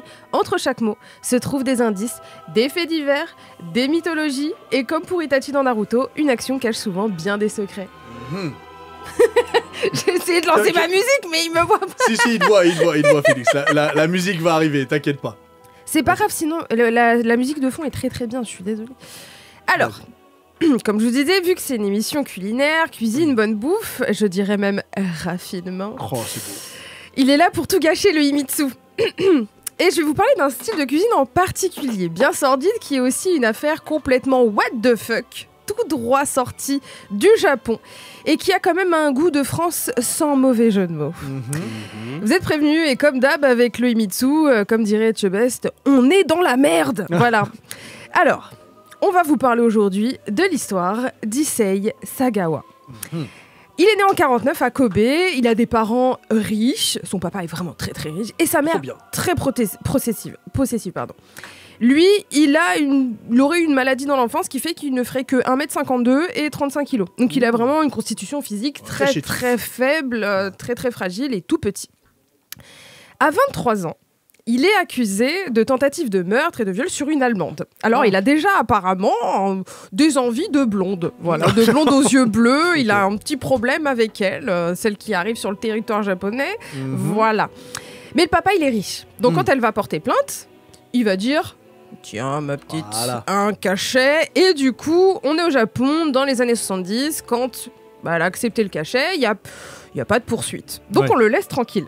Ouais. Voilà, il vit sa vie. Il est diplômé à Osaka de littérature. Et vu que papa et maman sont très, très, très riches, on va l'envoyer en France, à Paris, pour faire des études de littérature un peu poussées. En 1980. Oh là là, j'ai hâte de vous raconter. Je sens que c'est sombre encore On arrive plus. dans le cœur de cette histoire. On est en 1981. Et son envie de se taper une grande blonde repart de plus belle. On est vraiment dans le bon pays pour ça. Une meuf bien européenne, tu vois, grande, voilà. Et il va attirer une jeune néerlandaise qui est dans sa fac. Il va lui dire j'aimerais qu'on bosse un poème ensemble dans son petit appart à Paris, tout sympathique, payé par papa-maman, bien évidemment. Et il va, pendant qu'elle récite un poème dans son salon, il va prendre sa carabine et lui tirer dans la nuque. Oui, à bout portant, bien évidemment. Mais oui. Et en fait, ce que je vous ai pas dit, c'est qu'Issei, il a des petits problèmes avec le cannibalisme. Oh non. Mais bien sûr. Je vous avais dit que ce serait délicieux. Il va donc la découper et il va la bouffer, littéralement. Il va bouffer ses cuisses, son torse, ses bras, il va tout découper, même des parties génitales, et je vous passe les détails. Et il va les manger crus, mais également cuites, et il va les conserver pendant 3 jours. Pendant ces 3 jours, il va se délecter de découper des morceaux. Il va même prendre une 30aine de photos de tous ces détails, de la découpe. Il va conserver ça dans le frigo. Sauf que, au bout de 3 jours, ça sent, et puis surtout, il a toujours le cadavre qui reste avec les morceaux qui restent dont il n'a pas voulu, tu vois. Donc, il décide de la mettre dans la valise. Je vous rappelle qu'il a une condition un peu fragile, un peu faible, il est tout petit, il est pas... Voilà. Donc, il va mettre la dépouille dans une valise et il va appeler un taxi. Il va aller dans ce taxi pour lui demander d'aller à Boulogne. Donc je pense qu'il voulait aller la mettre dans la forêt, littéralement. Il va aller pas très très loin, mais il arrive à Boulogne. Là, il trouve un caddie. Il met la valise dedans, dans le caddie, pour pousser la valise. Elle est un peu lourde, tu vois. Sauf qu'il y a un moment, il est dans une descente. Et il fait tomber la valise. Vraiment. J'espère que vous êtes prêts, parce que Issei, c'est quelqu'un, quand même. Et il fait tomber la valise devant un couple. Qui s'ouvre. Oui. Et là, il est littéralement trop con. Il se barre en courant. Il laisse la valise parce qu'il est en mode parce que il voit qu'il y a un liquide qui sort de la valise. Le couple voit le liquide qui sort de la valise. Et là, il commence à faire... Il a une attitude très suspecte quand même. Genre, donc Issei se barre en courant. Il se tire, il s'enfuit. Le couple va découvrir un drap ensanglanté dans la valise. Ils vont appeler les policiers, ils vont appeler la police et ils vont ouvrir la valise et ils vont voir les morceaux qui restent. Donc il y a toute une investigation qui va se lancer à ce moment-là. Il y a un appel à témoins qui est lancé. Sauf que Issei est trop con, encore une fois. Il est arrêté 3 jours plus tard. Vraiment, on est très loin du crime parfait. Parce que tout le monde a vu ce qui s'est passé entre le couple et surtout le taxi. Qui commence à se dire, attends, il y a un japonais qui a trimballé une valise. Donc il va appeler la police suite à cet appel un témoin et il va dire écoutez, moi j'ai pris quelqu'un, j'ai déposé à Boulogne, donc ça correspond totalement, j'ai l'adresse de ce type, c'est comme ça qu'il est retrouvé 3 jours plus tard. Sauf que Issei, lui, il est totalement fier de ce qu'il a fait. Il va dire s'il avait eu un congélo, on l'aurait jamais trouvé, déjà d'une. C'était un acte artistique.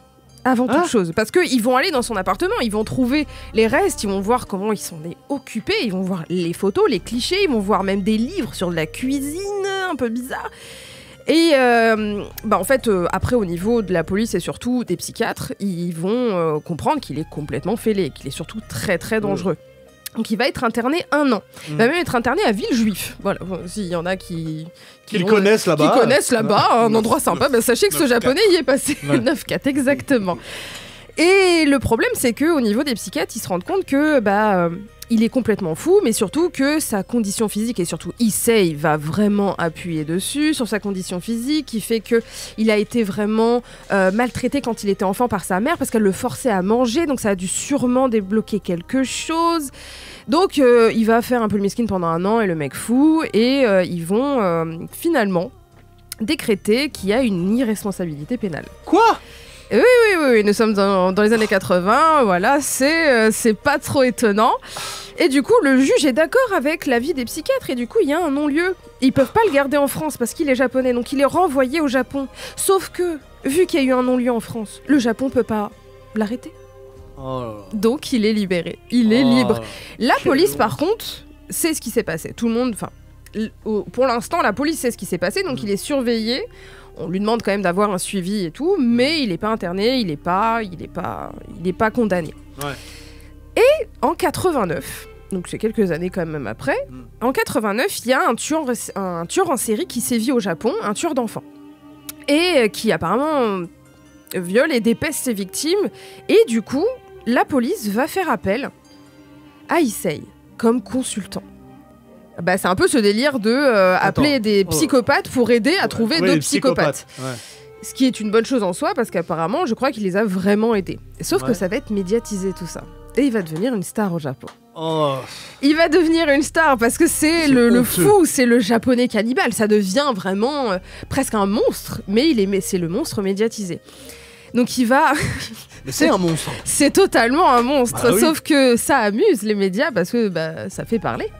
Donc il va même apparaître dans des publicités. Des publicités de chaînes de restaurants de viande. Et il va même... Alors, parce que faut se dire que vu qu'il est médiatisé, qu'il commence à avoir de la notoriété, il commence à connaître du monde. Et ses fantasmes un peu bizarres, il va même jouer dans un film érotique. Mettant en scène une jeune femme néerlandaise dans un décor un peu d'architecture parisienne, tout ça. Voilà, et du coup il est noté comme un artiste, un piètre artiste qui ne réussit rien. Mais il est en liberté là ? Oui. Alors, pour la fin de l'histoire, il faut savoir qu'il s'est jamais caché de tout ça. Il a écrit même plusieurs ouvrages sur ce qui s'est passé pour vraiment montrer que ce moment qu'il a vécu à Paris où il a tué cette femme, il l'a mangée pendant 3 jours, a été un grand moment d'extase. C'est de l'art, encore une fois pour lui, il s'exprime et tout le tralala. Il a vécu avec son frère à Yokohama pendant longtemps, et c'est le 24 novembre 2022, à l'âge de 73 ans, qu'il est mort d'une pneumonie, mais juste d'une maladie. Une simple pneumonie.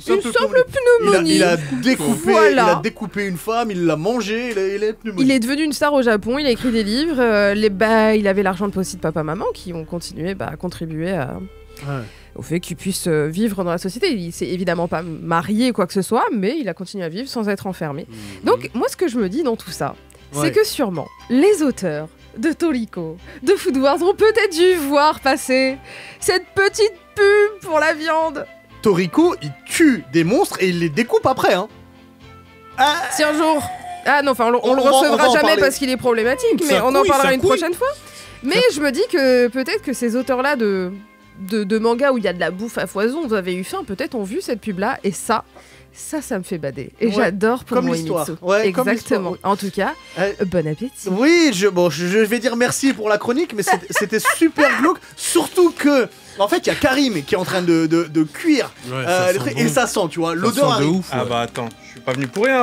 Je sais. Je vous fais un truc. Hein. Je sais. Et d'ailleurs, il n'y a pas que toi qui est venu pour rien. Non, il n'y a pas que moi qui. Parce qu'on a un pâtissier qui est arrivé. Un grand pâtissier. Un grand pâtissier. Est-ce que Silax est arrivé ou pas? Je crois qu'il est arrivé. Il est là, on le voit. Il va arriver dans pas longtemps. Tu nous prépares quoi en attendant? Là, c'est de la farine, là. C'est quoi que t'as mis dedans, là? Ah, attends, le voilà. Silax, vas-y, viens. Viens, s'en prie, assis-toi. Assis-toi ici. Vas-y, regarde, t'as le. Il est pas venu les mains vides, En plus, il est pas lu les mains. T'as le casque. Si tu veux régler le son, c'est juste là, au cas où c'est trop fort. Faudrait pas que tu perdes une oreille. Comment ça va? Si tu veux régler le siège aussi. Ça sent. Parce que Karim a tout déréglé. Comme d'hab. Ça commence à. Silax, tu commences à tirer à barret, c'est ça? Hein? On veut régler nos comptes, c'est ça? Silax, je rappelle que t'es pâtissier. C'est ça. Puisque t'as la Silax pâtisserie. Exactement. Qui est à Fontenay-sous-Bois. C'est ça. T'es venu en plus, t'es pas venu les mains vides. Alors avant qu'on regarde ce qu'il y a dedans, Ça fait combien de temps que t'es pâtissier? Parce que je vais te le dire juste avant que tu nous répondes. En antenne, on parlait de toi un petit peu avec Karim, qui a quand même une histoire extraordinaire. Donc du coup, comment t'es devenu pâtissier? Bah moi, comment je suis devenu pâtissier, je partais à l'époque, je partais souvent chez ma voisine, qui faisait pas mal de pâtisserie le week-end, de temps en temps. Et à ce moment-là, je suis un peu tombé dedans. Ouais. L'école, ça se passait pas Dans très la très cuisine très ou dans bien. la voisine? Non. C'était un gros diff, hein. Oui, bon. Dans la farine. Moi, j'avais dit Obélix, mais il y en a qui sont plus hardcore que moi. Et l'école, ça se passait mal, c'est ça? Ouais, c'est exactement ça. À l'école, ça se passait pas très bien. Du coup, je me suis dit, je vais me trouver une petite voie quand même, parce que ça me faisait chier de venir à l'école pour faire des bêtises. Ouais. Et... Des grosses bêtises? Bah non, pas des grosses bêtises, mais des bêtises. Si tu veux, tu peux baisser un peu le micro pour... Ouais, voilà. Et, je faisais pas mal de bêtises. Ouais. Et du coup, je me suis dit, j'en avais marre en fait de me réveiller tous les matins pour aller en cours et ne rien foutre, quoi. Là, on était en quelle classe quand tu t'es dit ça? J'étais en 5e. Ah oui, donc c'est très jeune. Ah oui, 5e, ouais. Ok. Ok, et en 5e, tout est parti de quoi? D'un millefeuille, d'un flan. T'es un poète pour moi. Non, tout est parti d'une tarte aux pommes en fait. Une tarte aux pommes. Tarte aux pommes et... Classique mais excellent. Exactement, et une quiche Lorraine. Une quiche Lorraine. Ah oui. Je connaissais pas Classique, trop les quiches, je connaissais pas. À l'époque, mes parents ne ramenaient pas ça à la maison. J'ai appris tout ça chez la voisine et je me suis dit j'aimais bien transformer les matières premières, les matières brutes en... Du coup, t'allais la voir tous les jours pour qu'elle t'apprenne des recettes? Non, j'allais souvent. En fait, son fils était un ami à moi. Ok. Son fils, c'était un ami à moi. Lui, il faisait de la musique, il fait toujours de la musique. Et du coup, moi, quand j'allais chez lui, je faisais un peu de musique avec lui et après, je bifurquais dans la cuisine. Ouais. Très grand rappeur, Silax d'ailleurs. Ah ouais. Si tu veux nous faire un freestyle, Silax, n'hésite pas. On a plein d'instrus ici, hein. Sache-le. Je fais plus des freestyles dans mon labo. Mais en vrai, je trouve ton histoire, on dirait presque le début d'un bon shonen. Tu sais, genre le délire en mode t'es dans ta petite vie, t'as cette voisine qui va arriver, qui va déclencher quelque chose et tu peux grave romancer une petite vie qui semblait pas te plaire spécialement. Oui, ouais, c'est ça. Carrément, c'est carrément ça en fait. À cette époque-là, j'étais super jeune, j'avais 12 ans. 12 ans, 11, ouais, 12 ans, c'est ça, 6e, j'avais exactement. Et vu que je faisais pas mal de conneries, je me suis dit, je suis parti voir la conseillère d'orientation qui m'avait mal orienté. Du coup, je me suis orienté moi-même. Les conseillères de désorientation. C'est exactement ça. Je me suis orienté moi-même vers la pâtisserie. J'ai trouvé un patron, le CFA. Oui, tu t'es pris en main très très jeune. Attends, je crois que Karim allait dire quelque chose. Moi, je voulais intervenir parce que Silax. Mais tu peux intervenir, bien sûr. On s'est rencontrés. C'est vraiment devenu un très bon pote. Silax, il a une histoire de ouf parce qu'en fait, il est parti vraiment de. La pâtisserie, c'était pas sa destinée en fait. Ouais. Lui, c'est un garçon qui a une histoire comme assez compliquée, qui était dans les tentes de Vincennes, etc. à l'époque. Ah oui, ok. Et tu vois, pour te dire, nous on appelle ça la destinée, tu vois. Ce garçon-là, il était fait pour la pâtisserie. Moi, je te le dis ici, là, que t'as une main. Tu sais, t'as des gens comme ça qui ont une main. À chaque fois qu'ils vont toucher un truc, ça va être bon. Ouais. Lui, c'est un garçon, tu vas lui donner n'importe quoi. Il va te transformer le truc en quelque chose d'incroyable. Et à chaque fois, je dis, putain, Silax, comment tu fais pour faire ça? Il me dit, Karim, je sais pas, moi j'aime bien ce que je fais. Et moi, je suis un fan de pâtisserie. Et quand tu goûtes ces pâtisseries, c'est toujours équilibré, peu sucré. Tu vois, c'est toujours juste, en fait. Ouais. Et je trouve ça super cool. Et en plus, c'est un mec, je le dis à l'antenne, il fait des pâtisseries à 5 balles. Et tu vois ce que je veux dire? C'est ce que et avec des chocolats, tu sais, à chaque fois, je dis, mais tu mets quoi comme chocolat, Silax? Il me dit, j'utilise du Valrhona. Valrhona, c'est la Rolls-Royce genre du chocolat. C'est genre... c'est un truc vraiment destiné pour les grands pâtissiers. Je dis, mais comment tu fais pour faire des pâtisseries à 5,50 et utiliser du chocolat Valrhona? Et il m'a dit un truc, ça m'a marqué. Je ne t'ai pas dit, il m'a dit, Karim, moi, mon but, c'est de faire plaisir aux gens. J'ai connu la Hesse et en fait, moi, j'ai envie de faire plaisir aux gens parce que c'est un truc, voilà, j'ai envie de faire plaisir. Donc, moi, je tenais à te féliciter, Silax, bravo.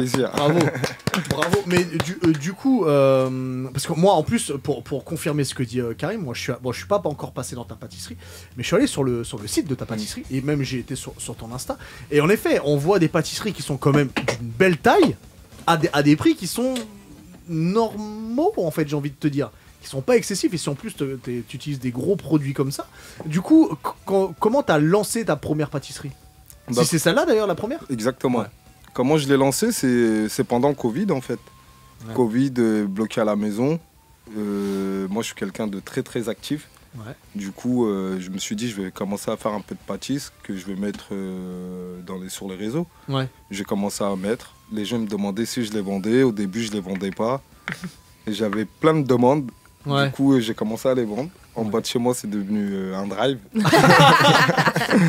il y avait vraiment du monde, ça venait de partout. Ouais. Et là, à ce moment-là, je me suis dit, je vais me lancer en fait. Ok. Et la mairie de chez moi avait racheté un local. Ouais. Ils ont fait un appel d'offres. J'ai déposé mon dossier, puisque j'avais un dossier, ça faisait très très très très longtemps que je l'avais. Je l'ai déposé et j'ai réussi à avoir le local et je me suis lancé. Incroyable. Il l'a déposé au dernier moment, faut le dire. Ah ouais. C'est vraiment plus. tu te prends en main, mais des fois t'attends.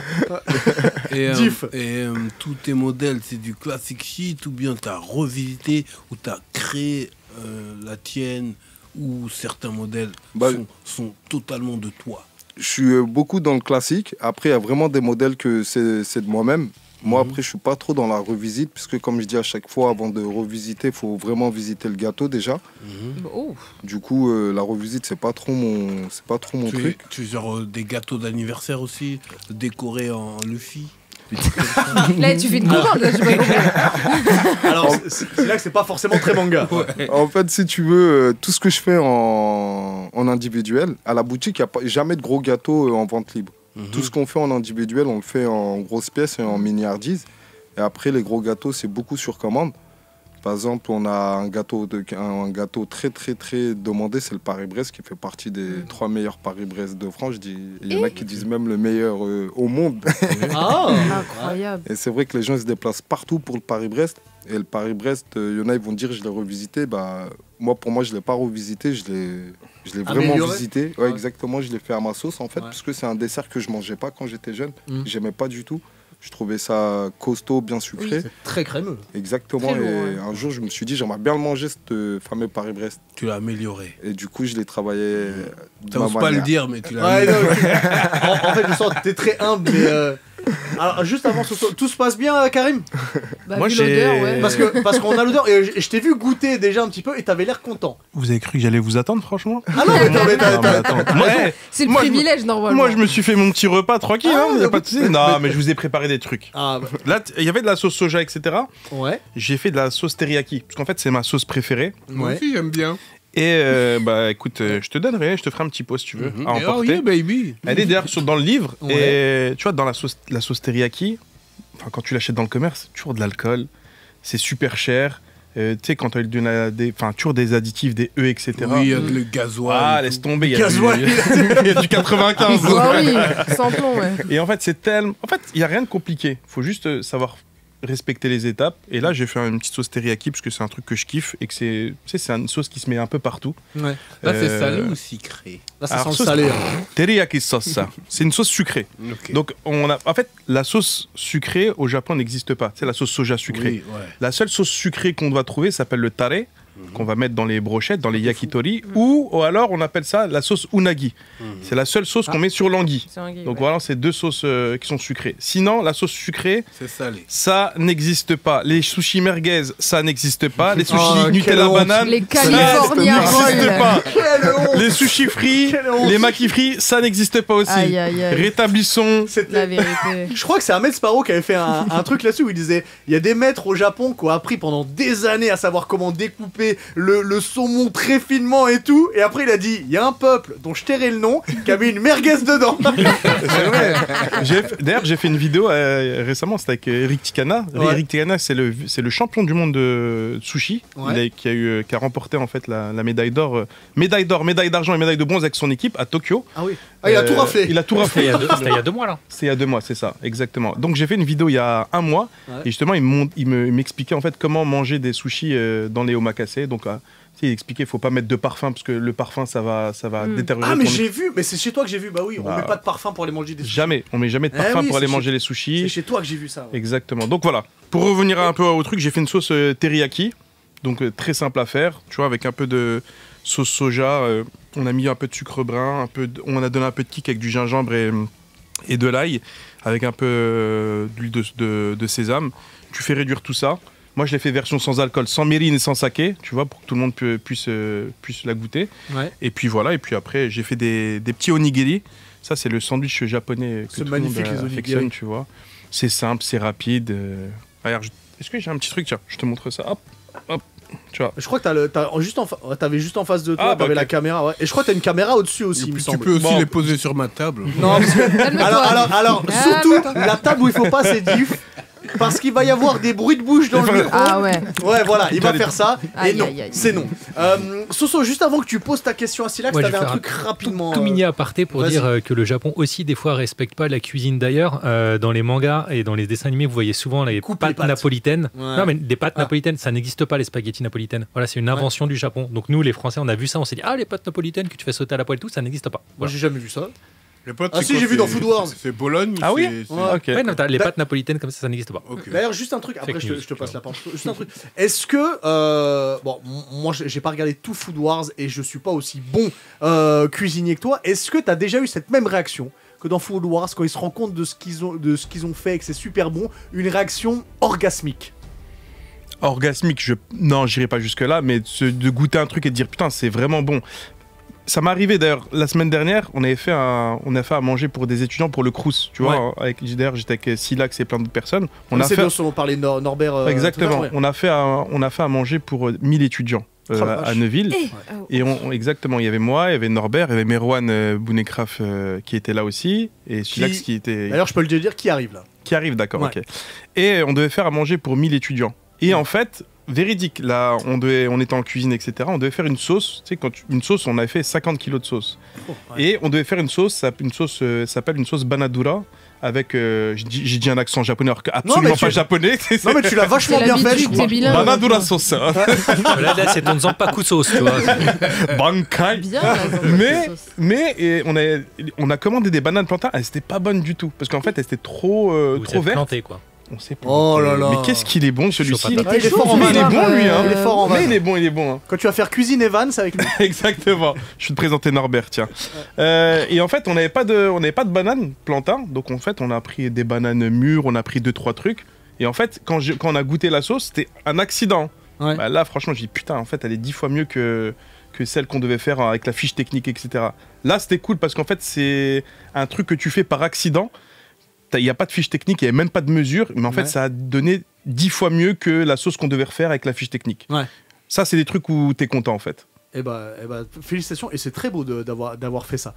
Je reviens à toi, Soso, tu avais une question pour Silax, si tu te souviens de ta question. Je m'en souviens, c'est compliqué parce que oui, on a un peu dérivé, voilà. Super bon là, je les vois, les trois onigiri là-bas. Là. Dis-moi, t'as parlé justement de cette tarte aux pommes, ta première genre pâtisserie qui t'a fait kiffer. Mis en émoi. Voilà. Est-ce que tu l'as refaite du coup? Est-ce que c'est je dirais même, est-ce que c'est un point central de ta boutique? Non, c'est pas le point central de la boutique. J'en fais pas souvent. J'en fais au moment des galettes. Parce qu'il faut savoir que moi. Les galettes, ouais. On t'a réveillé 10 fois. Il dormait. Les galettes, faut les faire toute l'année en vrai. Ah, mais c'est super dur les galettes. Ah bon c'est du travail. C'est la pâte toute l'année, ça va être chaud. Ouais. La frangipane et tout là. Et il faut savoir que moi, en fait, dans ma boutique, il y a moi et il y a de temps en temps des gens avec moi qui travaillent. D'accord. Qui viennent, qui partent, qui viennent, qui partent. Du coup, c'est très très difficile à gérer justement le feuilletage toute l'année. Ouais. Ça fait les millefeuilles, les tartes aux pommes. Généralement, je les fais vraiment période de galette. Ok. Là où ça du se coup, vend ça... beaucoup. Exactement, parce que je suis dans le feuilletage et je me dis, je vais en profiter. Et tu t'es retourné voir cette voisine lui apporter des pâtisseries ou pas? Ouais, tous les jours. Je la vois très très souvent. Je l'ai vue il y a 3 jours, j'étais chez elle. Simone. C'est trop chou. Il faut qu'on fasse un manga sur son histoire. Il y a un truc shonenesque de fou c'est totalement shonenesque, ça même la vie de Karine. Alors, juste avant qu'on passe à d'autres questions, Silax, j'ai 2 trucs à te poser comme question. La première, c'est que tu as une boîte devant toi. C'est ça. Moi, je suis très content que tu poses cette question. Non, la deuxième question va te plaire aussi, ma chère Soso. Est-ce qu'on peut ouvrir cette boîte pour voir? Parce que je pense que ce sont tes créations. C'est ça. D'ailleurs, nouvelle boîte Silax, parce qu'il n'avait pas ces emballages-là. Exactement. Apparemment, ils sont durs à ouvrir, les emballages. Il les a coffrés, il a mis un cadenas. Il a ouvert ça comme un cercueil. Vas-y, tourne, parce qu'on va les voir à la caméra, je crois. Si tu les penches un petit peu, je pense qu'on lève un peu, Silax, voilà. Fais-nous rêver, Voilà, voilà. là, sur Twitch, on va aller voir. Il y a 3 éléments. Il y a 3 éléments. Là. C'est exactement C'est dire ça. qu'il n'y en aura pas pour tout le monde, c'est ça? Ça, ce sont tes spécialités, les 3 que t'as faites, du coup? Bah, la forêt noire, on la fait pas souvent. Ouais. On la fait beaucoup l'hiver, quand l'hiver il commence. Le Paris-Brest, bah, ça c'est le best-seller de la maison. Ouais. Et là, on a l'éclair au chocolat, crémé 70% de chez Valrhona. Ok. Le fameux chocolat. Carrément, il a dit, la je veux le Rolls-Royce du petit chocolat. Oui, le fameux chocolat. Et c'est le Paris-Brest et l'éclair au chocolat, c'est vraiment des desserts qu'on a toute l'année. Paris-Brest, il y a quoi dedans? Paris-Brest, dans le Paris-Brest, à la base, c'est une crème mousseline en fait avec du praliné. Ou crème au beurre avec du praliné, généralement les gens y font. Là, on dirait qu'il y a des cacahuètes. Là. Bah là, en fait, on a rajouté pas mal de gourmandises. On a un confit de praliné à la fleur de sel, on a les noisettes torréfiées, on a la crème allégée pralin, et on a plus un crème cheese praliné qui va en dessous. Div Delon, en fait, il pose toutes ces questions. Il est en train de manger en même temps de l'eau. Sérieusement, il a de l'eau à la bouche. Non, et la deuxième chose, parce qu'on va goûter bien évidemment, et déjà merci d'avoir avec ramené plaisir. ça. Je sais que t'es pas forcément un grand fan de manga, Silax, mais tu sais que ton nom de famille, c'est le nom d'un méchant et du grand méchant de l'un des mangas les plus populaires actuels, de Jujutsu Kaisen. Oui, on m'a déjà dit. C'est un truc de ouf parce que moi, quand le grand méchant de Fontenay-sous-Bois, c'est lui en fait. donc tout le monde aura reconnu. Alors c'est pas la même écriture, mais c'est Sukuna. Quand Face m'a dit que tu venais, j'ai dit non mais c'est incroyable ce nom de famille. On m'a déjà dit plusieurs fois. Et du coup, tu t'es mis sur Jujutsu Kaisen juste par curiosité? Non, même pas. Oh, c'est dommage. Mon fils est à fond dedans. Ouais. Mon fils. Est-ce qu'il est fier d'avoir ce nom de famille du coup? Ouais. Oh, tu m'étonnes. Et on est sur le grand méchant de l'histoire avec une puissance extraordinaire qui fait flipper tout le monde. Oh, c'est magnifique. En plus, les Sukuna, c'est des. Tu m'arrêtes si je dis des bêtises, mais c'est des grandes familles. C'est très grand. Silax est d'origine malienne. Ouais. Et les Sukuna, c'est comme les Dupont, tu vois. Et c'est. Ah oui. Ok. Ah ouais, ils sont. Il y a un truc à débunk avec l'auteur de Jujutsu là. Ouais, Ah, c'est ça, Silax. Ouais, il y en a plein. Famille, c'est des grandes familles, les Sukuna. Il y en a au Sénégal, il y en a au Mali. Ouais, c'est ça. Il y en a même en Gambie. Bah voilà, tu vois, la grande famille Sukuna. Et lui, on l'appelle le méchant du Fontenay. Donc, je rappelle que ta pâtisserie, un Silax pâtisserie à Fontenay-sous-Bois, ouvert tous les jours? Du dimanche au mardi. Du mardi au dimanche. On est fermé le lundi et dimanche après-midi. D'accord. Et après, c'est vrai que là, je voulais venir avec une plus grosse boîte. Bah, c'est déjà bien. Hein. Mais c'est vrai qu'on se fait liquider quasiment tous les jours. Mais c'est super bien. Attends, tu devrais être content. Ouais, carrément. Et c'est le Paris-Brest qui parle le plus. Hein. Bah, le Paris-Brest, on est à peu près à 100 Paris-Brest par jour en semaine. Ouh, c'est beaucoup. Et le week-end, on peut monter à... à plus. Le double. Ouais, le peuple est gourmand. Le peuple est gourmand. D'ailleurs, chez Silax, pour la petite histoire, si tu viens à 15h, ça sert à rien. Il y a plus rien. Faites demi-tour.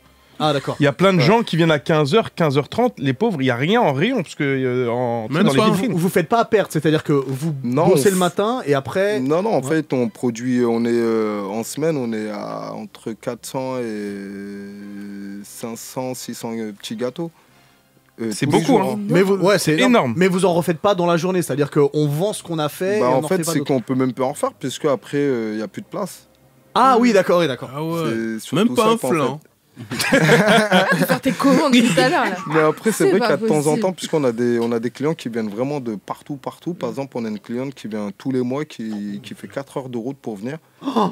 Et du coup, les gens, quand ils viennent de loin, quand il n'y a plus, on essaie quand même. Mais elle vous appelle à ce moment-là pour dire je maintenant, viens. C'est une cliente habituelle, ça fait l'appel exactement. 4 heures, la plupart des... Oui, là, tu sais que tu peux mettre les gâteaux de côté et viendra les chercher. Quoi. Ouais, la plupart des clients fidèles, avant de venir, ils appellent. Parce qu'on change tous les jours on a nos bases. Ouais. Et tous les jours, il y a une nouveauté, en fait. Ah, c'est super ça. Bah, ça a l'air qu'il y a un nouveau produit. Souvent, il y a un nouveau dessert. En parlant du Japon, il y a la télé japonaise, c'est NHK qui est venu faire un reportage chez Silax. Mais c'est extraordinaire. Ouais, c'est un truc de ouf, ça. C'est trop humble. Je sais pas, mais je jure, c'est à cause de son nom de famille. Il m'appelle et tout. Il me dit Karim, viens, il y a la télé japonaise. Je suis ouais, d'accord. Mais. Tu veux que je fasse ça? Il me dit, ouais, mais viens, Karim, viens, il y a la télé japonaise et tout. Toi, t'es un mec du Japon. J'ai fait, ok, Silax, j'arrive et tout. Et en fait, ils sont venus, tu sais, ils ont fait un reportage sur la pâtisserie de Silax, parce qu'en fait, apparemment, la réputation de Silax, elle n'est pas qu'en France, tu sais, elle est aussi à l'étranger. Ouais. Et en fait, au Japon, on en parle tellement qu'ils sont venus, ils ont fait un reportage sur lui. C'est un truc de ouf. Franchement, c'était magnifique, puisqu'ils ont pris 8 desserts, et ils ont mangé les 8 desserts. Dans la boutique. À la foutoir. Et après le reportage, on l'a commencé. En fait, ils voulaient vérifier vraiment si c'était bon. Ouais. Du coup, ils étaient grave enjoués, je pense, quand ils ont tourné. C'est vraiment bon. On fait plusieurs épisodes. Mais du coup, là, avec le fait qu'il y ait le Japon qui soit venu, t'as pas des rêves d'exporter? Si, mais après, c'est petit à petit. Mais si, c'est dans mes projets. C'est dans mes projets. Tu pètes les stats, hein. Vraiment. T'arrives au Japon, tu dis je m'appelle Sukuna et je fais des Paris-Brest. Je viens de Paris, je fais des Paris-Brest de fou. Même à New York, tu vas au State, là, on a beaucoup d'Américains qui viennent par contre. Bah oui. On a pas mal d'Américains quand ils viennent en vacances en France, ils passent à la pâtisserie. Pour te dire, moi j'y vais assez souvent. Les pâtisseries à New York, c'est vraiment pas bon. Hein. Et c'est cher. Comment ils savent pas les faire? Ils mettent que de la crème. Comment ça s'appelle, l'éclair au chocolat. Alors eux en fait, il est large, on dirait une sorte de ballon de rugby. C'est pas bon et c'est écœurant parce qu'il fourre de chocolat, mais ils sont très mauvais là-dedans. C'est pas une pâtisserie. Et je les aime, hein, les New-Yorkais. Vraiment, leur spécialité, c'est le layer cake. Et le layer cake, c'est pas le gâteau qui fait rêver, je crois. Non. Va chercher tes J'allais dire, me lance pas sur les bagels. Les trucs, c'est des briques, c'est sec. Ouais, c'est leur. Ouais, ça c'est encore autre chose. Mais les pâtisseries, en fait, ils essayent de faire. Et c'est pour ça qu'il y a beaucoup de pâtissiers français quand ils y vont. Ça réussit. Parce qu'ils essayent de faire des pâtisseries françaises. À la limite, ils feraient des pâtisseries que américaines. Bon, c'est leur truc. Mais ils essayent de faire des pâtisseries françaises. Vraiment pas bon. Du coup, je veux revenir, j'ai une question pour toi. Silax, t'as parlé de ton début, on a parlé de ton maintenant, mais il y a quand même un entre-deux, entre ce moment où tu te lances et tu deviens apprenti. À quel moment tu te dis, ça y est, j'ai réussi? La première fois où tu as été fier d'un dessert que tu as fait la première fois que j'ai été fier, c'est en pré-apprentissage. C'est quand j'étais chez mon maître d'apprentissage et quand il me laissait faire en fait pas mal de desserts. Il voyait que j'apprenais vite et j'étais super speed.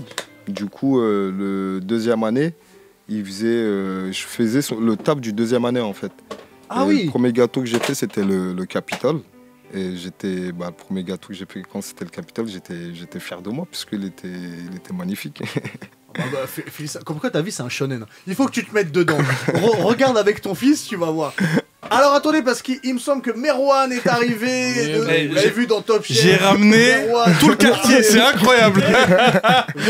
Est-ce qu'il y a des blancs? Ouais, il reste que Valentin et moi.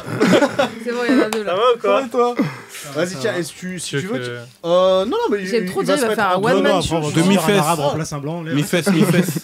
Tu sais, Zemmour va appeler et ça va pas se passer. On a déjà parlé de Zemmour, un petit chétif qui fait du mal aux femmes. C'est vrai. Mais c'est un plaisir de te recevoir. En plus, tu connais tout le monde. Pas tout le monde. Là, si, tu connais Karim, tu connais Silax. Je connais Silax. C'est déjà bien. Ça suffit, c'est les gens importants à connaître. Je connais pas Anne Romanoff. Oh Je rentre chez moi. Je savais pas qu'on avait invité un comique. Il est en one-man show. Je vous jure, attendez, ce mec-là, préparez-vous, il va sortir des cartouches toutes les 5 secondes. Je savais pas qu'on était sur Van. C'est le Dave Chappelle de la cuisine. Déjà, il a pêché la clémentine. C'est pour le sandwich à face. En vrai, sur la route, j'ai écouté vite fait. C'est qui la voisine là? Il y a moyen d'aller chez elle ou pas? Elle est âgée la voisine. Moi, si je vais chez la voisine à 20 ans, c'est pas... Elle est plus jeune, hein. Mais ouais, bon, on sait ta passion pour la cuisine, mais tu regardes un peu ou tu lis des mangas?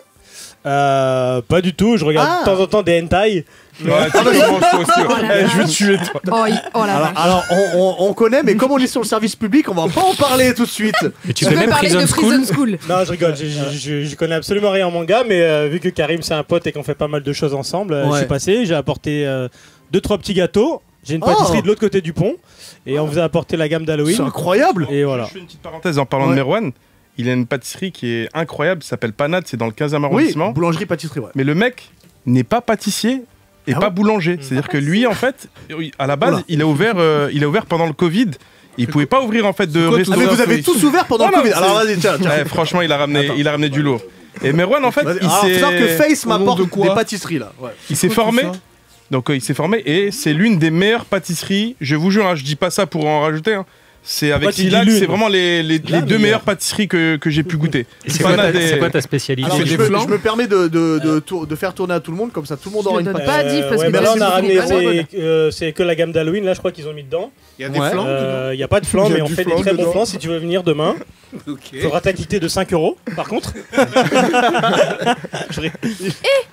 Pas vraiment de spécialité, mais on fait que des trucs hors du commun, originaux. On travaille beaucoup les légumes, les épices, les herbes dans nos pâtisseries. Ouais. Bon, c'est arrivé en taxi, je sais pas si c'est bien droit encore ou pas. Bah, je vais dire que c'est dégueu de toute façon parce que je m'appelle Anne Romanov. Donc bon. T'as dit quoi? C'est quoi que t'as? C'est. Non, il y a une citrouille. Ah, ça, c'est la pâtisserie d'Halloween à base de butternut, de graines de courge et de trompette de la mort, le champignon. Butternut, c'est pas bon. Et tu vois, en fait, la spécificité de Merwan, c'est qu'il mélange les légumes avec la pâtisserie. Ça, c'est rare en fait d'introduire des légumes dans la pâtisserie. Et lui, c'est sa spécialité, tu vois. Parce qu'en fait, Merwan est végétarien. Et en fait, il fait plein de mélanges avec les légumes et le sucré. Voilà, donc ça donne des trucs super originaux. Et c'est vraiment du très lourd. Alors, c'est toi qui fais sa promo. C'est Street Sauce ou c'est... On sait pas, d'ailleurs, il y a un livre, on sait plus... On s'en fiche, il n'y a pas de souci.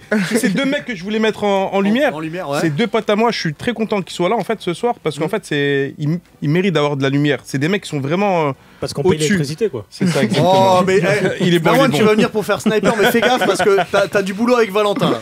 Ah, Valentin, ça va, je me calme. Non, ok, d'accord. Silax et Merwan, c'est vraiment les patrons en pâtisserie, ils sont exceptionnels, ouais. Et ils me suivent d'ailleurs quand on fait des ateliers à Picouk, à chaque fois que je les sollicite, ils sont là, etc. Donc je tenais à vous remercier les merci à toi, mais moi je suis venu pour manger. Hein. Écoute, on va pas tarder. Et toi, Merwan, il n'y a pas d'histoire de voisine, le déclic? Bah moi j'allais chez ma voisine, mais c'était plus pour lui mettre des doigts que faire des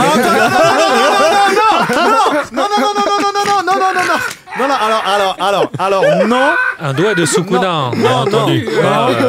Non, c'est pas possible. Non, Merwan, c'est pas possible. Je rigole, je me suis lavé les mains, pas de soucis. Non, je vais me défoncer, tout à l'heure. C'était donc la dernière de Yata. Merci beaucoup d'être venus tous, c'était sympa. On va tous devenir pâtissiers. Ce mec est ingérable. Bon, ce qu'on va faire, parce qu'il faut détendre un peu tout le monde. Est-ce que vous écoutez du rap? Silax, Merwan, Karim, un peu? Moi, pas trop. Ouais, si, je suis fan de... Est-ce que vous y connaissez un peu en rap japonais? En rap japonais? Ouais, en rap japonais. Alors, il y a une rap pour rapper le wasabi au Japon. Alors, c'est une rap japonaise. Ce qu'on va faire, reste sur ça, Merwan, bouge surtout pas, parce que Diff a une chronique, justement, le Killer Beats, qui parle de rap japonais. Je te laisse introduire ta chronique pour tout le monde. Le Killer et après, Beats, on y va. Je suis à la recherche de toutes les pépites, et les rappeurs et les meilleurs artistes japonais, tu vois. Donc, Killer Beats, après Yeezer, après Yuki Shiba, etc. Mon coup de cœur reste toujours Awish et son Queendom, tu vois. Donc aujourd'hui, dans l'épisode 6 de ma rubrique, on retrouve un rappeur originaire de Tokyo. Il a explosé en devenant rival avec le titre... celui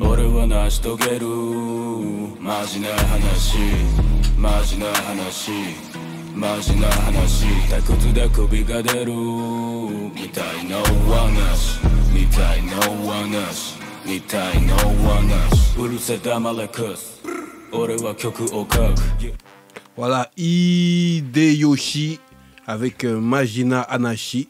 En traduction, je vais vous dire un truc sérieux, je vais vous dire un vrai bail, tu vois. Donc en fait, c'était au confinement. Il a explosé au confinement. Tout s'est passé au confinement dans cette émission. Exactement. C'est-à-dire que si vous êtes assidu dans les réseaux, dans les TikTok et tout ça, vous avez forcément entendu ce refrain de Majina Hanashi.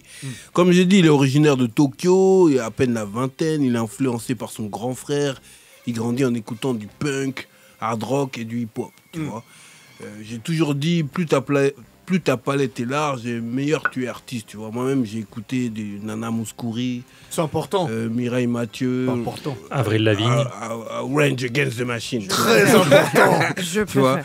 Donc, cela explique un peu ce côté éclectique qu'il a, parce qu'en fait, il fait du trap, il fait du guitare-voix, il fait de la drill. Il est super talentueux. Ses clips sont super minutieux et conceptuels, tu vois.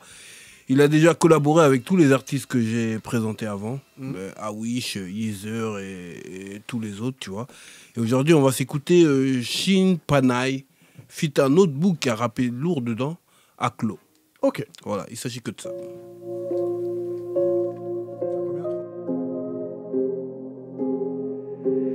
Casa.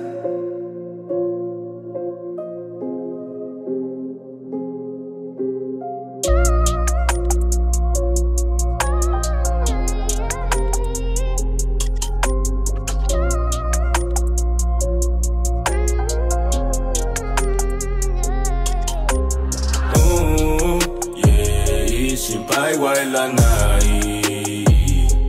衝突もしはいがっていくのに、yeah、だから I don't worry 心配いらない本当になる暇ないしょんぼりこの手で掴み取る勝利、yeah、心配はいらない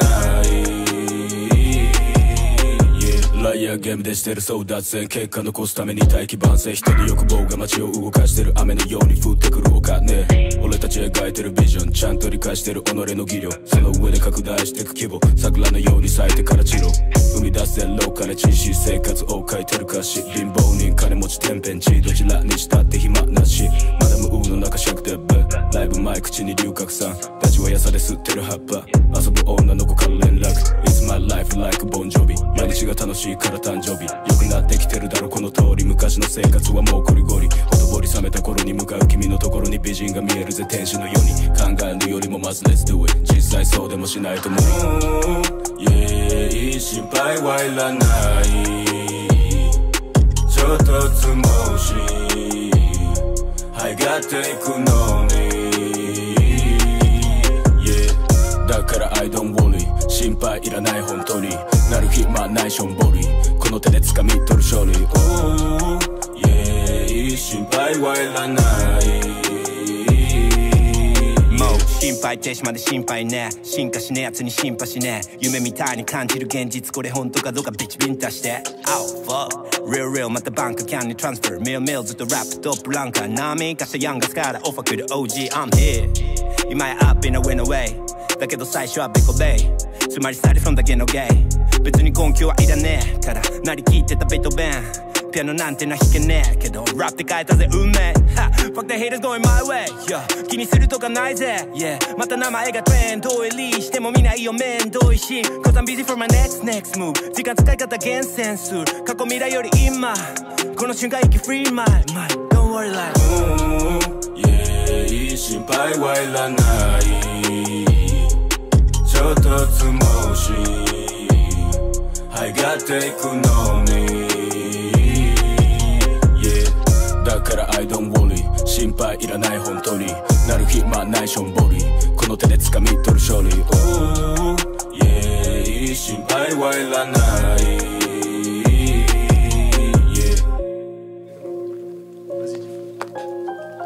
yeah、yeah yo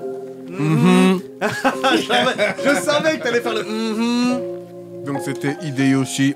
Vas-y, finis ta bouchée. Non, on peut le dire à tout le monde, t'es en train de manger. Oui, finis ta bouchée, vas-y. Des homogori. Non, des dinosaures. Vas-y oui, donc. Oui, donc ouais, c'était le morceau avec... Attends. Ouais, c'est ça le problème de manger pendant une émission, ouais. C'est jamais une bonne chose. Oui, donc en fait...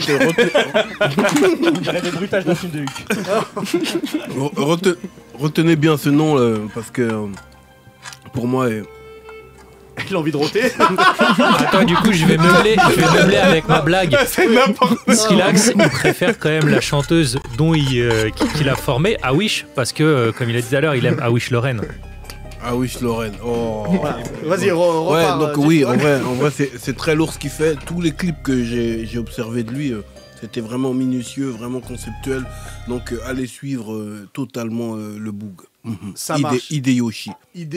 Yeah. Merci beaucoup, mon cher Diff. Silax, à ce qui paraît, au-delà de la cuisine, il y a d'autres choses que tu sais faire. Tu sais écrire des livres? Un peu. Alors vas-y, dis-nous tout. Bah là, en fait, je suis sur un livre pour les enfants. Ouais. Sur les 8-12 ans. C'est un roman, en fait. C'est un roman un peu sur ma vie. Ah, c'est pas sur la pâtisserie, d'accord. C'est sur la pâtisserie, mais Ok. le départ de ma vie, comment j'ai commencé. Ouais. Et on l'a transformé en roman, en fait, pour les enfants. Ok. Et là, il est fini. D'accord. Moi, je l'ai lu, il est magnifique. Ouais, franchement, il est magnifique. Ouais. Et il sort début d'année. Donc janvier. C'est ça. Il y a plusieurs tomes ou c'est en Il y a plusieurs une fois tomes. Ouais. Là, on a fini le tome 1 et on est sur le tome 2 maintenant. Ok. Uniquement roman ou c'est illustré aussi? C'est illustré aussi. Ok. Incroyable. Et il y a une date que tu peux dire ou on dit juste pour l'instant janvier? Ouais, on n'a pas encore de date fixe, mais pour le moment, c'est pour janvier. Ouais. Ok. Ça va s'appeler comment? Kirikou? Non, je rigole. Kirikou et son petit poulain Merwan. Comment ça s'appelle? Bah, je peux pas en dire. Tu me l'envoies, tu me l'envoies gratuit. Hein. Avec plaisir, je te le dédicace. Ah. Karim, dis-moi, où est-ce que t'en es toi sur Bah on a déjà tout mangé en fait. Ah ça ouais, bah, ouais. Je vois que vous avez tous mangé sauf moi. On a tous mangé, mais par contre regarde, ce que j'ai fait c'est que j'ai préparé des sauces. Je vais vous faire passer au plateau. J'ai fait une sauce teriyaki, une sauce au bouleau. J'ai eu le temps de faire une sauce avec de l'umeboshi, de la prune salée. Ouais. Ume prune, là c'est umeboshi avec du tabasco. Et la prune voilà. et du tabasco. Ouais, franchement, c'est un truc qui marche super bien. Okay. Et tu as goûté, mais c'est vraiment incroyable. Je vais goûter, oui, bien sûr. Il y en a quelques-uns, j'ai fait quelques recettes du livre, etc. Dans le livre, tu as toujours les recettes, la Bible des sauces, en fait, associée avec les recettes. Oui. C'est-à-dire qu'il n'y a pas que des sauces, mais tu as les sauces avec les recettes qui vont avec. Donc Ouais. si tu as envie de faire une sauce, tu as toujours 2 recettes qui vont accompagner cette sauce-là. Ça marche. Donc tout ce que tu as fait est dans le livre. On est bien d'accord. En partie, c'est dans le livre, mais j'ai fait. Bref, il y a pas mal de. En tout cas, il y a 120 recettes dans le livre. Donc c'est une belle bible. Il y a de quoi faire à manger. Il y a de quoi faire à manger. Merwan, dis-moi, dans quelle émission on peut te voir en ce moment? Dimanche prochain, faites entrer l'accusé. Ah. Il a hésité, lui. Ouais, non, t'es chaud. Merwan, t'es chaud. Il a hésité, hein. Non, en ce moment, pas à la télé. Ouais. La meilleure pâtisserie, le meilleur t'es présenté, il me semble, l'émission. Bah oui, ouais, ça c'était l'année dernière. L'année dernière, voilà, le meilleur pâtissier. Ouais. Là, en ce moment, on n'a plus de télé, la boutique à fond. Ouais. Et d'autres projets, des petits projets pour retourner un peu en cuisine, mon vrai métier de base. Ouais. Et qui sait, suite à mon magnifique passage de ce soir, peut-être que la semaine prochaine j'ai ta place. Non, je rigole. Écoute, je pense que tu seras meilleur toi à ma place que moi à ta place. Je sais pas si tu veux viens faire un stage. Viens faire une journée. Écoute, moi je te jure, je viens. Main d'œuvre gratuite, je prends moi. Ça dépend, je peux repartir avec ce que je fais. Et dis-moi, en fait, toi aussi, tu as eu la conseillère d'orientation qui t'a détourné ton vrai destin. Après, t'as fait un mode shonen, un truc comme ça. Ouais, ils m'ont dit pour de vrai, ils m'ont dit soit on te vire, soit tu t'en vas. Qu'est-ce que tu choisis? J'ai dit je vais y aller, vous fatiguez pas. Et après, il fallait faire quelque chose et je tombais par hasard dans la cuisine. Ok. Tout simplement. Ce sont que des vies shonen. Ouais, c'est que oui, des shonen. Que des quoi? Des vies shonen. Ouais, mais tu t'es pas mis au manga encore. C'est quoi? J'ai compris, des vies de chômeurs. C'est quoi? Alors, en vrai, au début d'un shonen, c'est souvent un chômeur. Oui. Ils sont collégiens en général. Bah oui, mais. Non, mais Marwan qui a travaillé dans des maisons étoilées, etc., qui est vraiment très très chaud en cuisine. Et c'est tu sais, il a ouvert une boulangerie-pâtisserie. Il n'a pas de formation de pâtisserie et de boulangerie. Ouais. Et pourtant, il pète 90% de la concurrence sur Paname. Donc, c'est quoi le best-seller? Parce qu'on sait que c'est le Paris-Brest pour Silax, mais chez toi, c'est quoi?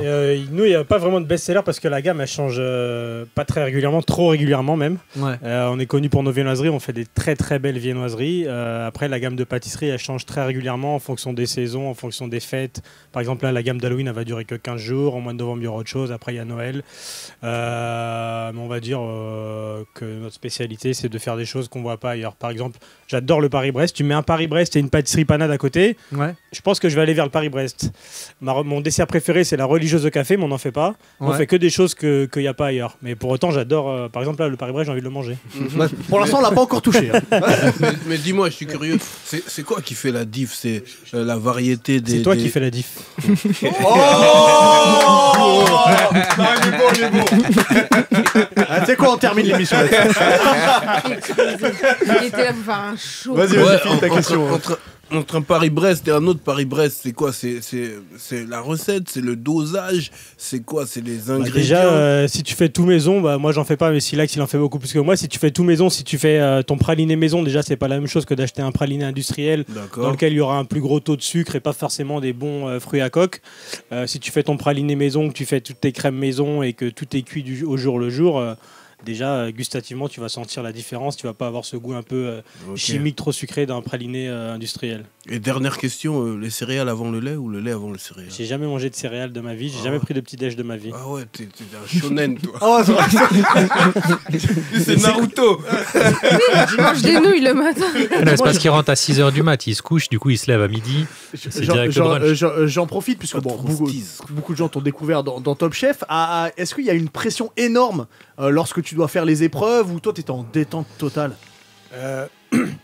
Moi j'étais en détente parce que la pression ça me fait rien et la cuisine c'est vraiment un métier où il y a beaucoup de pression et je subis la pression depuis l'âge de 15-16 ans, les services 2 fois par jour, la pression de ton chef, des clients, etc. Donc oui, il y a de la pression pour ceux qui n'ont pas l'habitude ou qui supportent pas. Pour ma part ça ne m'a pas mis trop de pression, mais parce qu'on vient d'un métier où voilà, les gens ne se rendent pas compte, mais la cuisine c'est vraiment un métier hardcore. Ouais. C'est-à-dire, quelles sont les qualités pour réussir en cuisine? Après, ça dépend quel type de cuisine, mais les qualités, c'est d'être volontaire, c'est d'être courageux au début, parce que nous, les heures, ça n'existe pas. 35 heures, nous, on les fait en 2 jours et demi.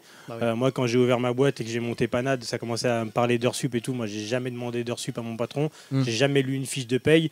Nous, la cuisine, c'est vachement semblable à l'armée en fait. On est comme un service militaire dans une cuisine, on fait à manger. Ouais. Et on parle de brigade d'ailleurs. Exactement, on appelle ça une brigade. T'as le chef, le sous-chef, les chefs de partie, les commis, les apprentis, etc. C'est très très réglementé dans une cuisine, il y a beaucoup de pression, mais après, si tu veux en faire, si c'est ta passion et que tu vis pour ça et que tu veux en faire ton métier, tu t'accroches et après, moi, tout ce que j'ai aujourd'hui, c'est grâce à la cuisine. Donc voilà, c'est des très beaux métiers, mais c'est très très très très très dur. Bah, félicitations à toi, à Silax et à Karim d'avoir réussi là-dedans parce que c'est très dur. Karim, oui, juste un truc parce qu'on arrive en fin d'émission. Ouais. On peut dire à tout le monde, on s'est vu hier à la Paris Games Week et on a parlé d'un manga. Alors là, on va sortir un tout petit peu de la cuisine. On a parlé rapidement de Monster, un manga qu'on aime particulièrement. D'ailleurs, on n'en a jamais parlé de Monster. Ici, vous en avez déjà parlé de Monster? On l'a évoqué, mais on n'est jamais vraiment rentré dedans. Je trouve que c'est le manga qui était le premier manga un peu psychologique, tu vois, où il y avait un peu de... Tu sais, ça a été poussé au niveau de l'écriture. Ah oui. Et tu vois, on parle tous de Death Note, etc., mais bien avant, tu avais Monster qui avait un peu dans la même psychologie, dans le même ADN que Death Note, tu vois, par exemple. Ça a été fait par le même studio d'animation. Forcément, tu vois, je ne savais absolument pas. Et ça, c'est un manga, franchement, qui m'a le plus marqué. Qui m'a marqué, en tout cas, parce que je trouvais qu'il sortait de l'ordinaire. Monster, je vais faire le pitch pour tout le monde. Rapidement, Monster, en fait, c'est l'histoire d'un chirurgien japonais qui arrive en Allemagne. Et c'est peut-être le meilleur chirurgien d'Allemagne et peut-être d'Europe. Mais il a tendance à opérer que des gens riches. Et un jour, en fait, il se remet un petit peu en question et il accepte la demande d'une dame qui est pauvre. Il accepte de opérer ses enfants, 2 jumeaux, un garçon et une fille, qui ont été percutés par une voiture, il me semble, je sais plus pourquoi. Il les opère et il se trouve que le petit garçon qu'il a opéré va devenir l'un des plus grands serial killers d'Allemagne. Voilà, ça c'est le pitch de départ. Et puis après il y a une grande enquête et tout. Et c'est souvent un manga qu'on peut conseiller pour ceux qui ne rentrent pas dans l'univers manga. Il n'y a pas d'histoire de super pouvoir ni rien. C'est une grande enquête. C'est très psychologique comme a dit Karim. Et si vous voulez vous y mettre Merwan et Silax, ça peut être une bonne porte d'entrée. C'est un manga moi que j'ai grave accroché. Et ouais, c'était un des mangas qui sortait un peu du lot, tu vois. Il y a toujours un héros dans un manga, etc. Là, c'était vraiment le manga où il y avait une histoire, il y avait de l'intrigue, etc. C'est super bien écrit. Donc ceux qui veulent regarder, en tout cas qui veulent regarder autre chose que des mangas avec des héros, Monster, c'est une référence. Absolument. On arrive déjà à la fin d'émission. Karim, un grand merci à toi. Merci à vous, ça me fait plaisir d'être là. Vas-y, termine. Non, voilà, avec vous, on a bien rigolé, tu vois, on a parlé un peu du livre, un peu des copains, Silax, Merwan qui sont là. Exactement. Norbert qu'on a eu au téléphone. Et puis vous tous qui êtes super sympa, merci de m'avoir reçu en tout cas. Grand merci, en plus t'as cuisiné pour nous, on va manger juste après. Je rappelle que Street Sauce est disponible. Merwan, merci beaucoup d'être passé. Je rappelle, boulangerie, pâtisserie, panade sur Paris dans le 15e. On n'a pas encore goûté, mais j'ai hâte que l'émission se termine, que je puisse goûter. Oui. Merci beaucoup de t'être déplacé. Silax, toi aussi t'es venu avec des... on va bien manger, toi aussi t'es venu avec des pâtisseries. Je rappelle que Silax Pâtisserie, c'est, rappelle-moi, Fontenay-sous-Bois. C'est ça. Donc allez-y tôt, parce qu'apparemment à partir de 15h il n'y a plus rien. Et le livre pour janvier. C'est ça. Et bah écoute, si tu veux repasser pour parler du livre, ce sera avec un grand plaisir, sache-le. Un grand merci à vous. Et on repassera avec Merwan et moi-même. Tu vois, on va faire la même émission en fait. À chaque fois, il y a un mec qui a sorti un livre, on va faire la même. Ça. On fera juste attention aux vannes de Merwan parce que j'aimerais continuer à faire des émissions. Inception l'émission, vous allez voir. Merci beaucoup Soso, merci Diff, merci à toi Valentin, merci à Maël, à Xavier, à Juliette, à Face, à Shahid et évidemment à vous qui nous écoutez en live sur Move et qui nous regardez sur le Twitch de Move. Et évidemment, on se retrouve mercredi prochain pour un prochain Yata. Ciao!